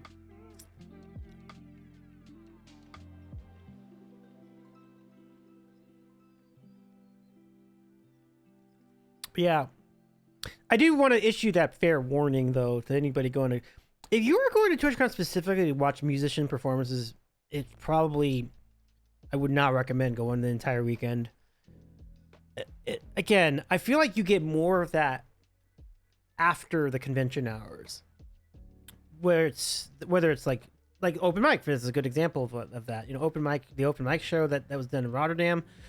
There will most definitely be a similar show in San Diego this year. I don't know who's going to do it. Because I don't think Julie Clark's going to plan a. This is complete speculation by Davey eating a sandwich. There's no evidence to suggest this. I'm going by just what I know of what's been happening this year in everybody on Twitch and everything.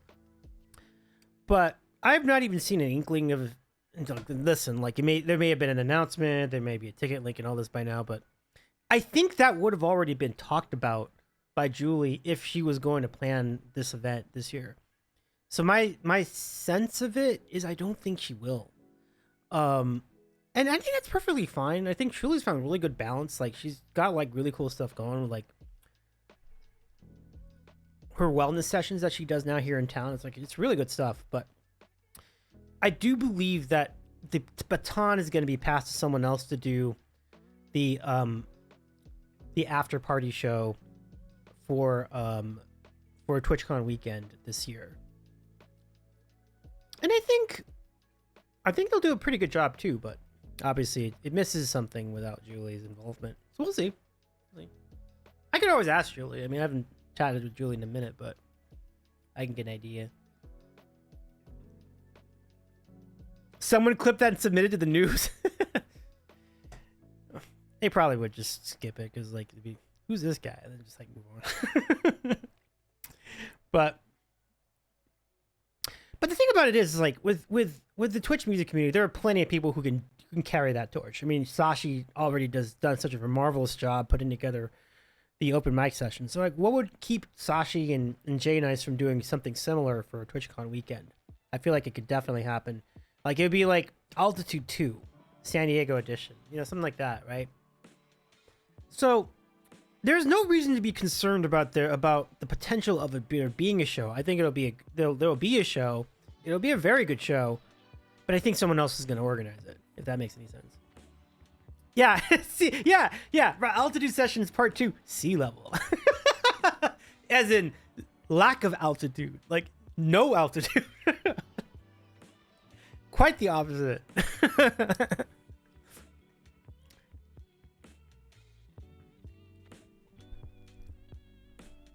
That's phenomenal. So yeah, and listen, if you do come out and you decide not to go, please let me know. I could always like take a break from the TwitchCon stuff to show you around, and I think some of our friends would love to go with you. Like, I feel like we could convince a few people from our JevCon group to do the same thing. Just like take an hour. We can do lunch somewhere, you know. Lots of great places to select from, of course. You're welcome, absolutely. And he says, cool, thanks for the input. Absolutely. Yeah. But yeah, so like that's my I think that would be my advice. Like, pick Saturday. No need to do more than that. But you can. But if you elect not to take the Saturday ticket, then you can still find time to like hang out with you during the day. that day. So Annie says the whole reason to go would be a mini Jeff Con reunion, so you definitely know if we go. Yes, that's cool. And I should let you know, Joy and I are brewing something up too, like in at the Airbnb that Joy has set up and planned and everything. So we have plans. We would love to have you partake in that as well. So I do believe the JevCon mini reunion will be will commence on that weekend. Should be a fun time. We can have breakfast con at Hash House. See, J-Man, these are great ideas. I had the fried chicken hash at Hash House last time I was there. So good. So good. I would love for that. Yeah. Anybody want a song, by the way? I mean, I have not done a song officially tonight. So I can do one or two. But, personally, I think it's cool just to hang out like this. This is good too. We have much in store. We will have much music coming up later. I mean, Runaway is a great song. For sure. Oh, the song is in there. Yeah. Okay, let's do Runaway. Yeah, I had hued that just a minute ago. So, let's do it.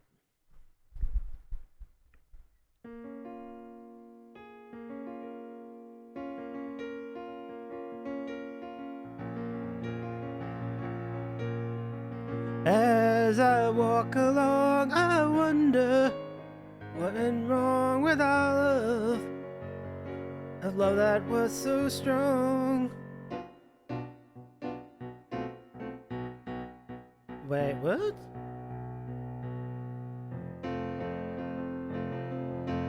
There it goes. As I still walk on, I think of the things we've done together. While our hearts were young.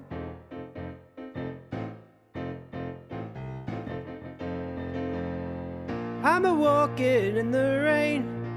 Since the tears have fallen, I feel the pain. Wishing you were here by me to end this misery, and I wonder, I wonder why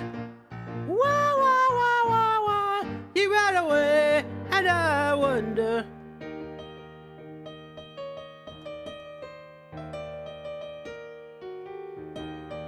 When you will stay, you will stay, my little runaway, my runaway.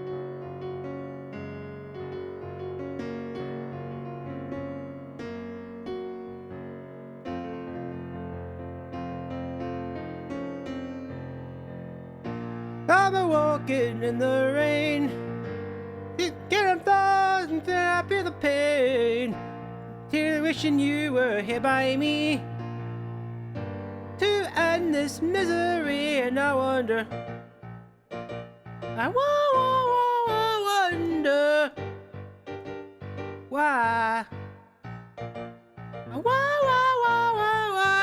each ran away, and I wonder.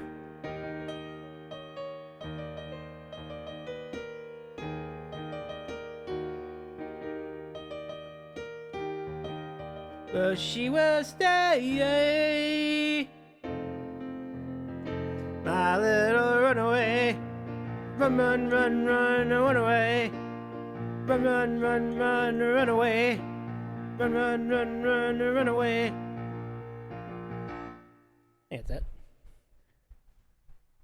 Yeah, it's a fun song, right? It's a fun song. I have not played that in like years. But what I want to do is I gotta go back and learn I want to go back and learn the what's it called, the solo, because like that part at the end of it, and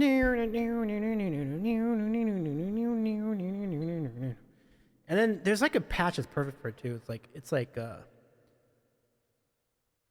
It is like this one. Single line, I think, is the one I was looking for, but I can't find it. Maybe it's here.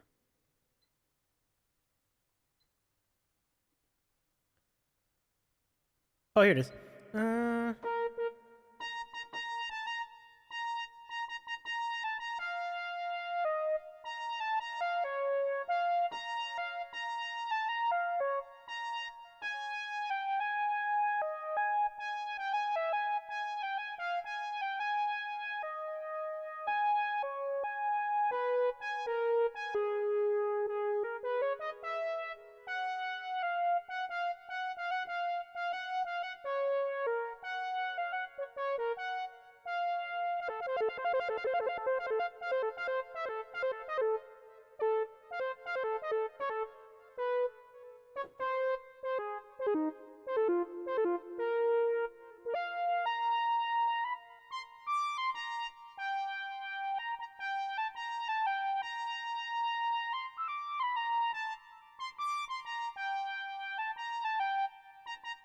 Yeah, that's kind of it. Yeah. So Andrew says, I mean, I did that one for Pop's concert ones. The men's choir arrangement is fun. The men's choir arrangement of it is fun. It sounds fun. I'd love to hear that. I would love to hear that Hindu. Rahoma says, wah, wah, wah, wah, wah. Thank you very much for the emotes and the claps, everybody. Andrew, Green Guy, Rahoma. That was really fun. What about this one?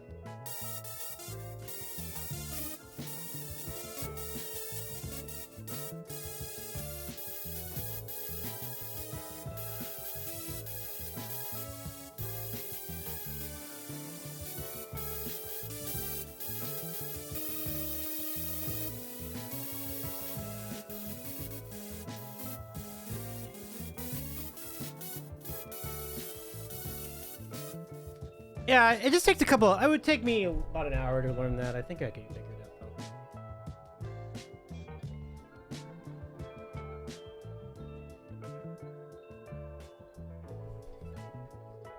though. Oh, thank you so much, Hydrate. Very nice of you to offer to put that in, J-Man. Thank you, Jordy, for the claps as well. Andy says, I don't have a recording, unfortunately. No sweat. But it sounded like I'm glad you had a great time with it, though. That sounds really great. Okay, so let me see. We're gonna go ahead and take that out of the queue. Put that down here. Mark that as played.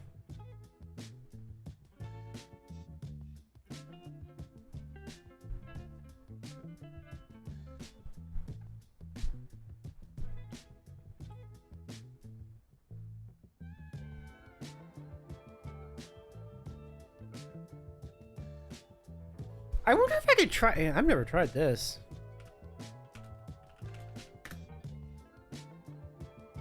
This is a song called Hold Me from Fleetwood Mac. You want to try it? Let's try it.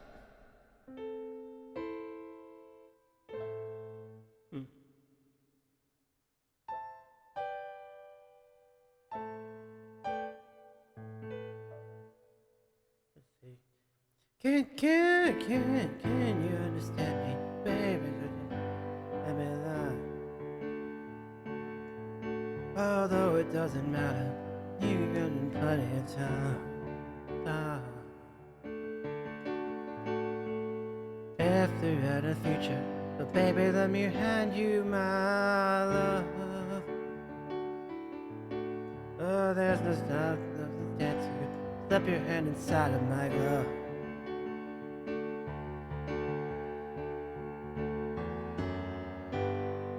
Okay.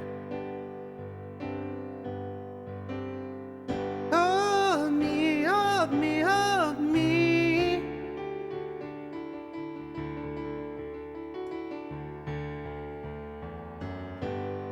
Hold me.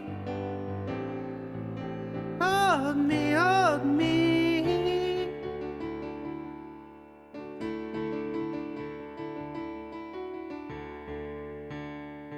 I don't wanna change damage. I'm gonna manage you. But if you don't, a percentage, now I'm the fool paying the dues. I'm just laying in the corner. Have you got a minute to spare? I've been waiting for you. If you're not gonna be there, if you ever wanna be there.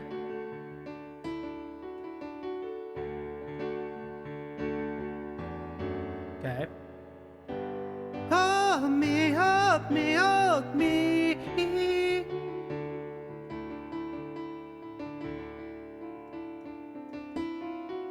Okay. Hold me, hold me, hold me.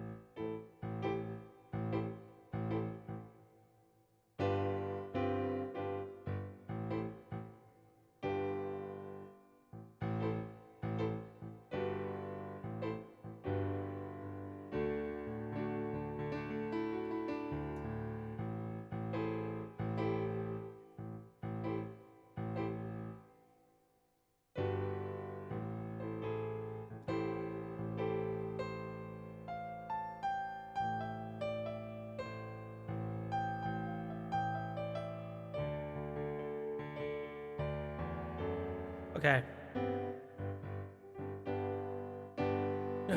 Hold me, hold me, hold me. Hold me, hold me, hold me.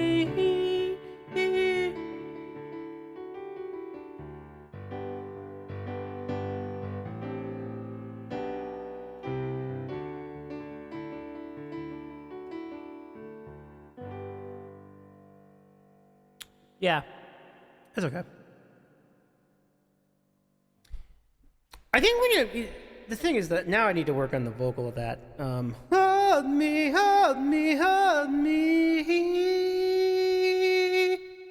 I gotta project more. I think I can do it, though. Oh, hey! How's it going, Carlo? Good to see you. Can we give a shout to Carlo, the stream scrub? How you doing, friend? Nice to see you again. I love Annie's request in the queue. This is great. Let me see if I can remember this. I think I can. Thank you for breaking the ice, friends. Thank you so much for the shout. Carlo, you're the best. How you doing? What's up? How you been?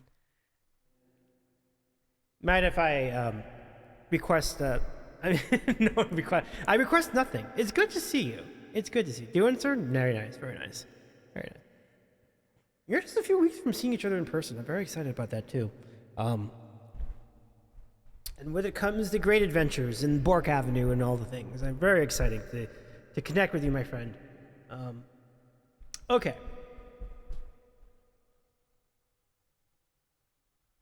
Fill out the verses later. You obviously memorized the song. I didn't. Why would you say that, Davey? Why would Past Davey? Why would Past Davey make that point that I memorized the lyrics? I have not memorized the lyrics of that song. I'll do the best I can. Okay.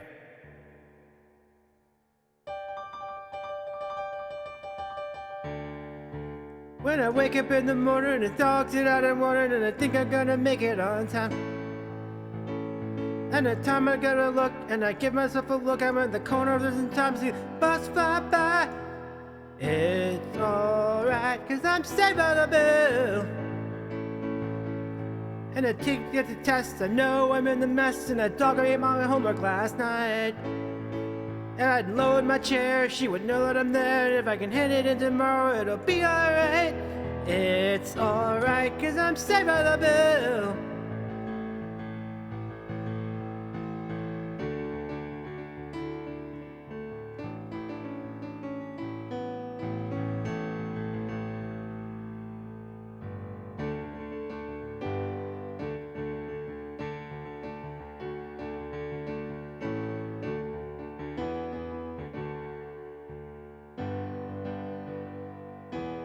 Nope.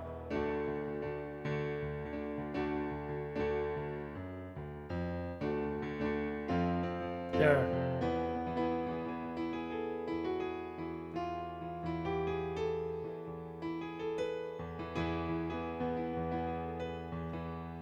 It's alright, cause I'm saved by the. It's alright, cause I'm saved by the. It's alright, cause I'm saved by the bell.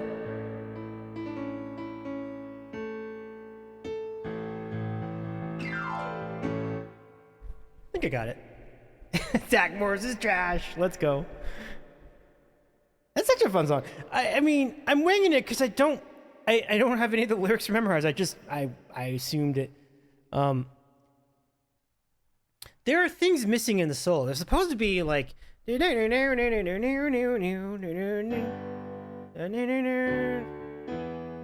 it's supposed to be, dude. Nope. So it's like. See,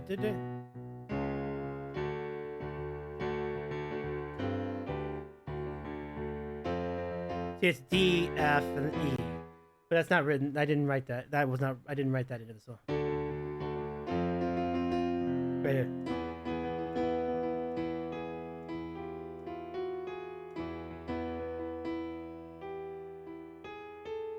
I think that's it. There it is. It's alright, cause I'm saved by the. It's alright, cause I'm saved by the. It's alright, cause I'm saved by the bell.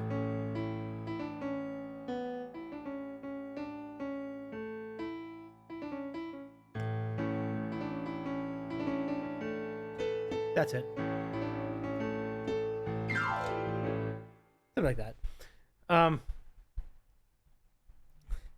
Ramos says, PSA, if you remember Good Morning, Miss Bliss, it's time to talk to your doctor about scheduling a colonoscopy. This is hush you. I still have a ear. Oh, man. I think I just missed that by a year. Because, like, I remember the reruns of the Good Morning, Miss Bliss as, like, the bonus, like, prequel season to Saved by the Bell, but they retitled it and everything. But I certainly remember the episodes because, like, they were basically the same show. But what's kind of funny about the Miss Bliss show is, like, it was on Disney Channel, I think. It's kind of interesting. Thank you for the request, Annie. It's really nice to do that again.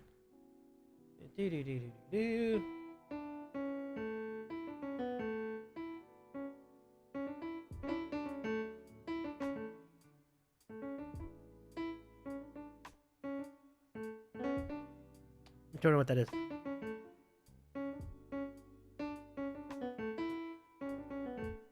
Is that it?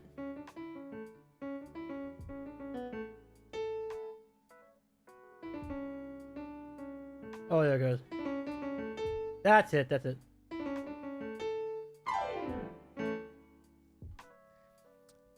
Same show, but suddenly California.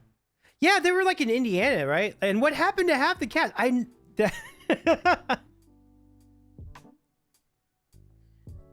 what happened to the teacher? They were supposed to only graduate a single grade. It's funny how all that happened.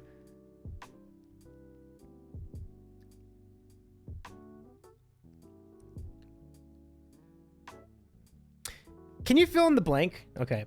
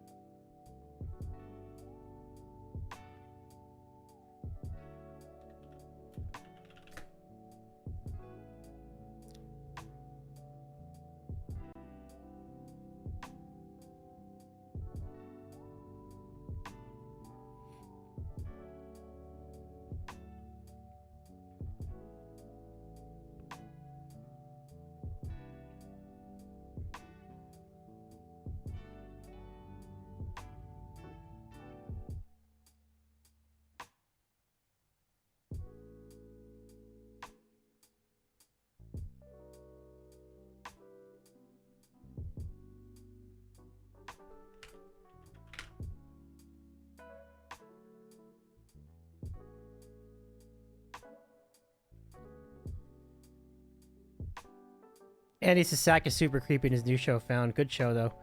He's a versatile actor. Yeah, Mark Paul Gosselaar. Like, he's been in all sorts of interesting shows, and really provocative stuff, too. So, like, good on him. Like, that's good. That's good times. Wait, what do we have here? Green Guy says, Romo, are you going to be on Karaoke Night to sing the I Love You song from the Putnam Spelling Bee? Ooh, I'm only one person. Aw. Okay. Can you fill in the blank? Nah, I'm not. I'm gonna do it. But I think it was really funny that, like, everybody in Saved by the Bell ended up going to all the same classes. Just these convenient plot twists. These convenient plot devices to advance the plot. And then, like, there's no continuity at all. In one episode, everybody was on the swim team. And then the next episode, they weren't. So it's like, okay.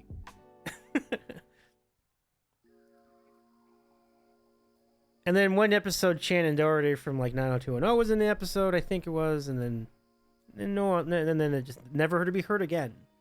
Yeah, they were on all the teams, I know. Football team, wrestling, basketball. I think Zach was actually on the basketball team at one point. Like, what? He's not even athletic. Like, how did he end up being on the basketball team? Like, they were on all the teams. It's funny.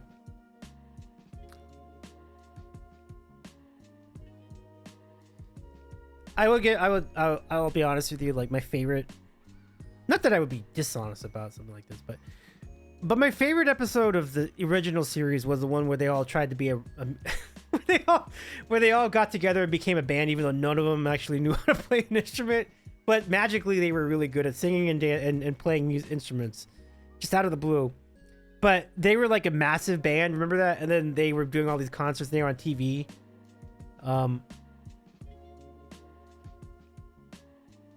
And then I think the song they did was like "Friends Forever." And then, yeah, Zack Attack. That's the one. The Zack Attack band. That's the one. Yeah, that's what I was thinking of. I'm trying to remember. I knew they had a name too. Like, it was, yeah, Zack Attack. Yeah, that episode. Remember that?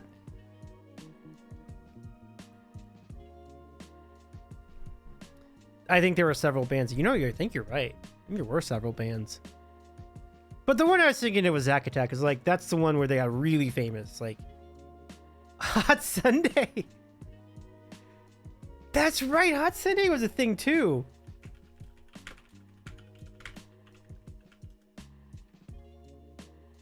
Because they were actually called Hot Sunday. I forgot about that. Oh my gosh. This is so ridiculous. So Hot Sunday is the one where Jesse was, the girls in the show were like a trio. And Jesse, that was the, I'm so excited. I'm so excited. I'm so scared. Yeah, we all know that one, but. And then Slater and Jesse sang at prom while Zach and Kelly broke up. That's right. But then at the prom was, I'm not sure how I made it through that. Yeah, that was an intense episode. Yeah. Ramos says, did we all have the same childhood? We did. We really did. I've memorized so much more of that series than I care to admit, I will tell you. But what happened in my youth watching this show, because it was syndicated, I never got the episodes in order.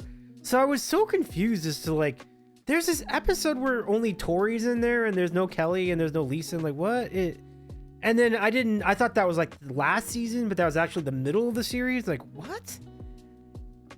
And then Tori was never to be heard from again. And then everybody came back. And then they graduated. It was a convoluted mess. Don't even attempt to, like, figure out the multiverse of Saved by the Bell. It's impossible. Like, there is no continuity in that show. Yeah, J-Man says, yes, caffeine pills. That's right. I can't listen to How Am I Supposed to Live Without You without getting teary-eyed. Aww. Anyone here is afraid of refrigerators because of Punky Brewster? I love that comment.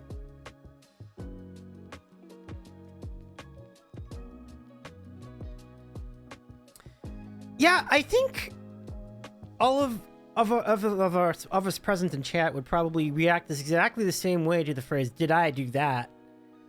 I think if you asked a kid, "Did I do that?" no one would know what you're talking about. But you ask us, yeah, like, "Oh no, it's Urkel again," you know. So Annie, to the question of the refrigerator, says, "No, but I used to think that there was a small robot sister living in my closet." That is everything. Oh my gosh. Yeah, Romo says, "Oh my god, Small Wonder is so creepy in retrospect." Yeah, very much so. Everybody was creepy on that show. We used to think when I remember watching the show when I was little, I used to think just Harriet, the nosy next door neighbor, was the creepy one. No, everybody was creepy. Like, I'm not gonna get into this stuff again, but the obvious question of what are you doing putting a human-based robot in Jamie's closet like that? Like, whoa. Thank you, Romo Mod Love. Mod Lover Homo promotion. But back then it was just great. Yeah. I'm off by like 5 years, I think. Oh, okay, I got you. Yeah. Andrew says I wasn't allowed to watch those. Interesting.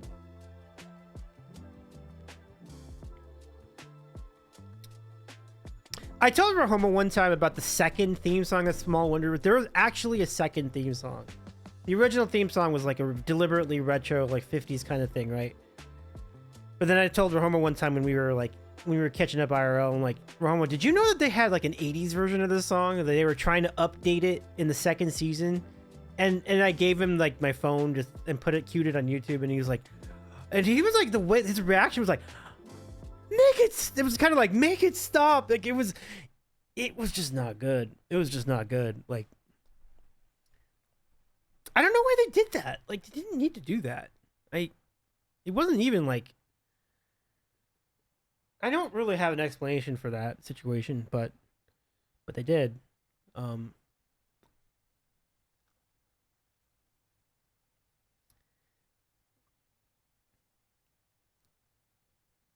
Okay, so this is a deep cut. Synchronized swatches. Any idea what shows? I think I know.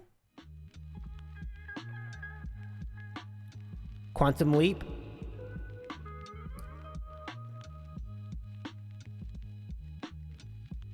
Oh, it's not. Oh, okay. Okay. Anyone else want to harbor a guess?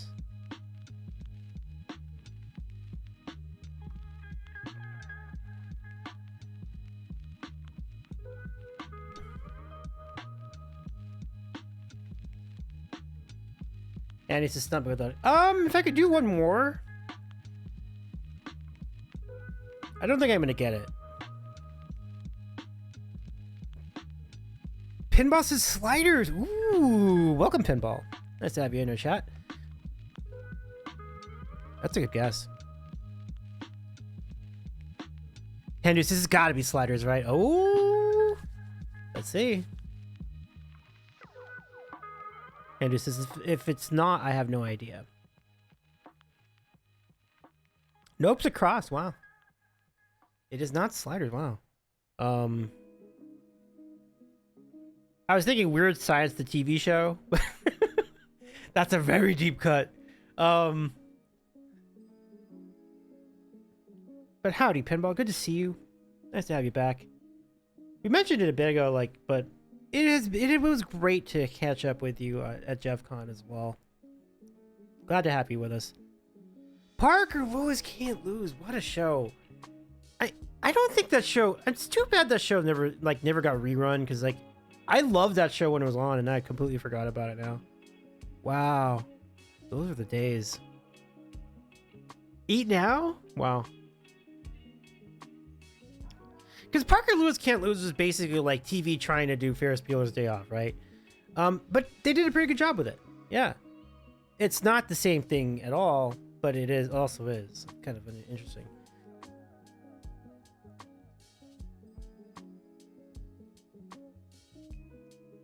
Yep. Oh, it's yep, yep.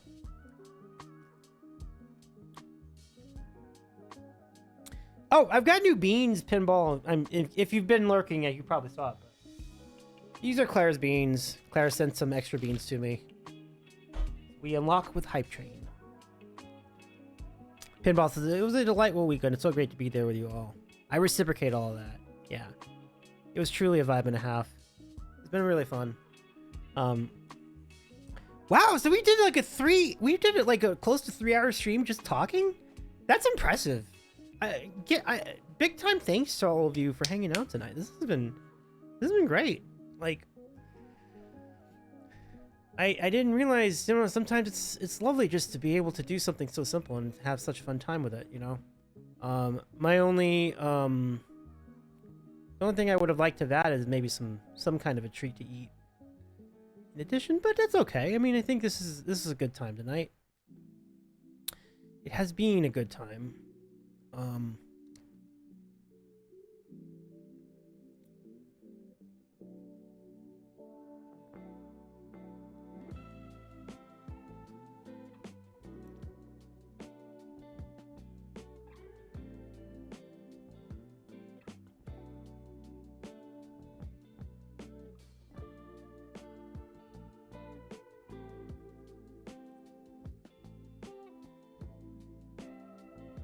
Okay.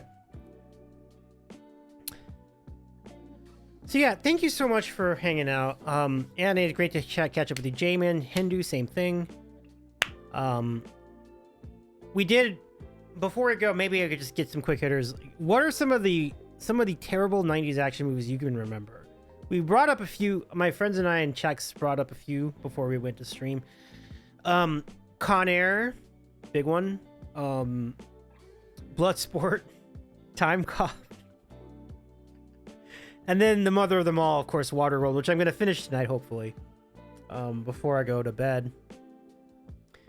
But Holmes' Con Air was great. Put the buddy back in the box. Well, I should watch it. Before I deem it a bad movie, I should probably watch that one, because I know that Nick Cage gets plenty of love in the sandwich first, so I think I'll give that one a chance.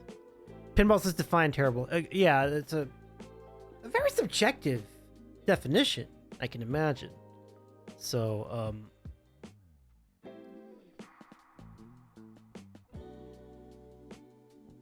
Andy says, I love almost everything Nick Cage. Yeah, it's reasonable. That's reasonable.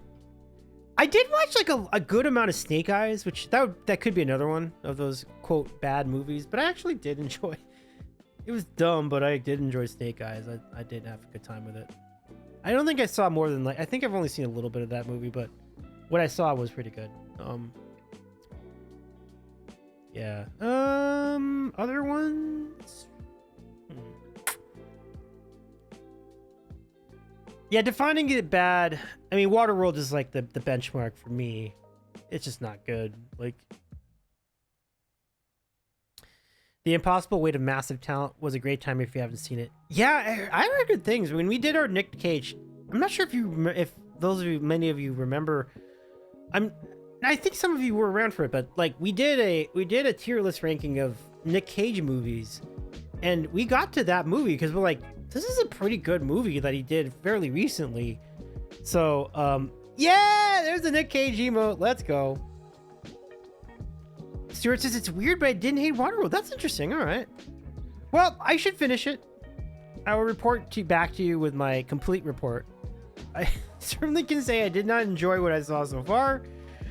It just doesn't seem like the main character seems very interesting or likable, but there's still more movie to watch, so I will have a complete idea once I finish the film. Judge Dredd, I don't think there's anyone that's going to argue that that's a bad movie. That's a bad movie. Bad movie. Jamin says Waterworld could be right for a good remake. It's a good topic. I think it can be done better. Absolutely. Definitely. Yeah. I think many people made the comparison to Mad Max. It makes a lot of sense. It's like the same idea.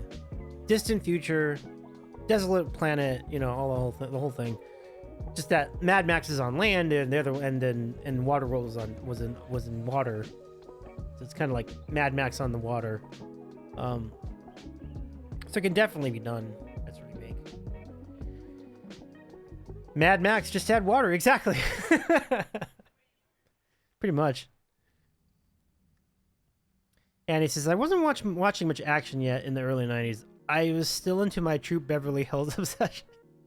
I'm going to tell you, I watched that movie like 5 times at least. I think my sister and I watched that on VHS a lot when we were renting it. We watched it like again and again. We watched it a lot. It was funny. So that movie I have surprisingly good memory of. James says, I was more comedy action than straight action back then. I see.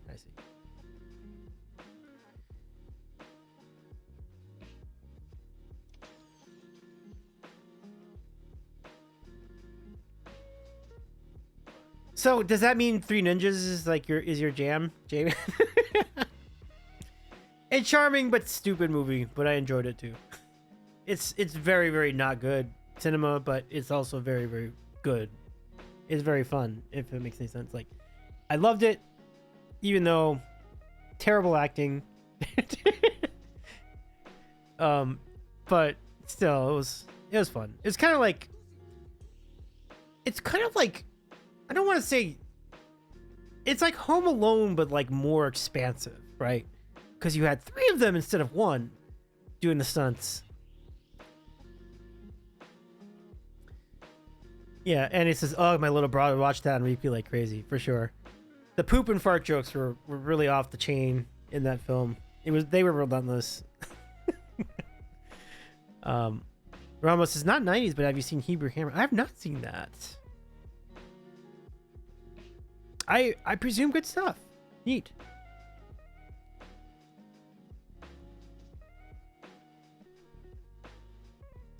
It rivals Howard the Duck for what the fuck is even Oh, really?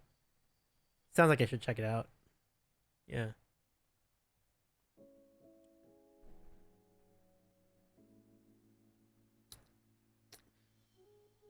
I'm trying so hard to resist my speech about remaking The Running Man because I think it's a phenomenal book that was completely mishandled for a movie. I'm like, if somebody redid that book, it would be a fantastic movie. Like, someone give it a chance, do it, because it's got like elements of the Hunger Games, and it's got elements of like, let me see what else, like Total Recall, I guess, to an extent, but kind of Escape from LA, or I'm sorry, Escape from New York. Has a lot of that, like that edge of your seat stuff, and it's like, gosh, you know, if they just produced that movie well, it would have been an amazing movie. If they stayed true to the original plot of the book too. The book was a very short book. Like, that's why I keep making the point, because I've read the book. Like, it's so good. I'm like, if they could just redo The Running Man, gosh, it would be so good. Like, I just hope one day someone come up with the idea of doing it, because like every 5 to 10 years I'll make this point. I'm like, I just hope one day someone will actually give it a shot.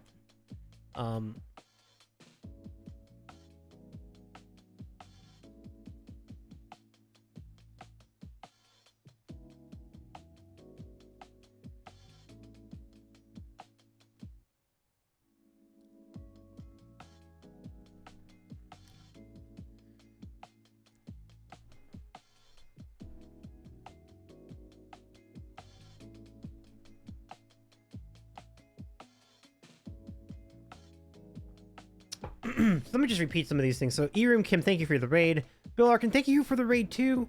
Steggy, thank you for your resub for 6 months and your gift sub to Taki Trina Tunes. And Stuart, thank you for your 32-month resub. It's so nice to have you here all this time.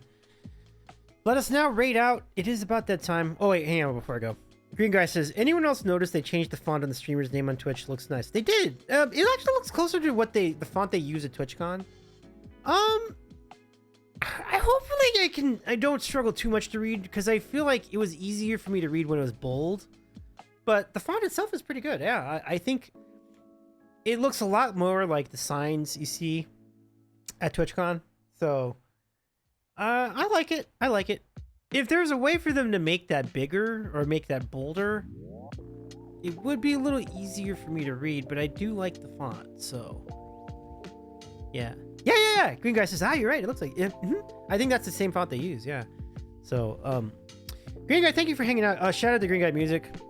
I'm hoping eventually we can catch up. I do want to get you on stream sometime soon too, Green Guy. We've been talking about it. Let me know if you want to jump in on that next week, maybe. We don't have to have like agenda or anything. Let's just chat. Almost says no. And Green Guy says, thanks for the fun stream. Thank you, everybody. Thank you, Rahomo. Just mod love, everybody, from Rahomo. Share some mod love, my friends. And also for King Dambreaker. And Marker Plays. Great to have our mods in the mix tonight. And he says, thanks for stream. Thank you, too. It's good to see you again. Let me know if you have any other questions. If you wanted any more advice as far as TwitchCon, like, I'd be glad to field it. You can DM me, too.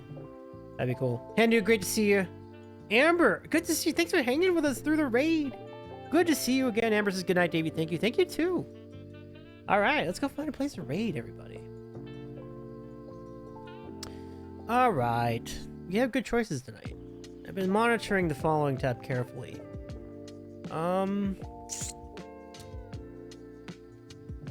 I had one that was like, yeah, let's go. I'm trying to figure out if they're still on. Maybe not, but let me see. Where else can we go?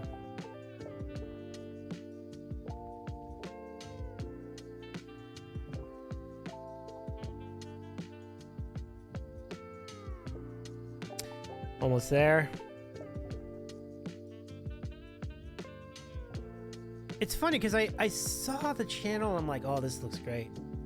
And then I think I've lost the channel that I had in mind. But we can keep trying. Let me see.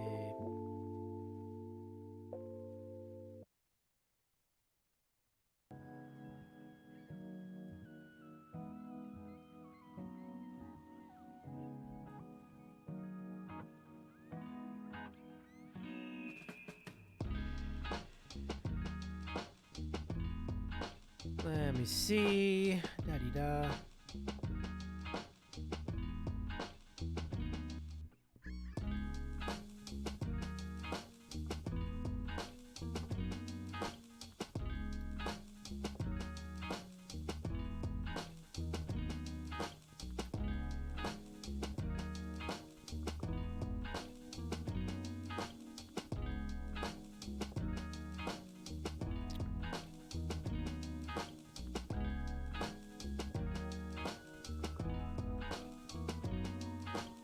Well, back at you, King. Mod love to you as well, my friend. It's good to see you again.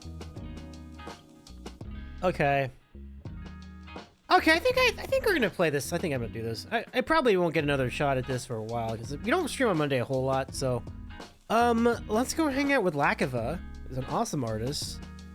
Really good designs. I met Lakava at our last TwitchCon about a year ago. So let's go hang out with Lak and see what they're up to in with the art. And make sure to follow Lak when we get there. Very good people. We'll start the raid now. Here we go. Get a copy of those raid calls, friends. And we'll see you there. Thanks again, everyone. We're back on Wednesday with... we will return on Wednesday with Cast a Human for our latest Sandwich Show Q&A spot. Don't miss it. It's going to be a good time. And then, on Thursday, it's Broadway karaoke here on the Sandwich Show. Really exciting stuff. Thank you so much. Y'all been grand. We'll see you soon. Take care of yourselves. And if you missed any part of the show, of course, you can find our spot here on Twitch or over on YouTube after the fact. Take care, friends. Okay, I don't know how much longer Lak will be on. Hopefully, Lak's got another hour in them. We'll find out. If not, it's okay. Good night, everybody. Thank you so much. We'll see you soon. Bye, everyone. Thank you, Jordy. You're the best, too. Jordy says, thanks for stream, friend. You're the best. You the best. All the best, Jordy.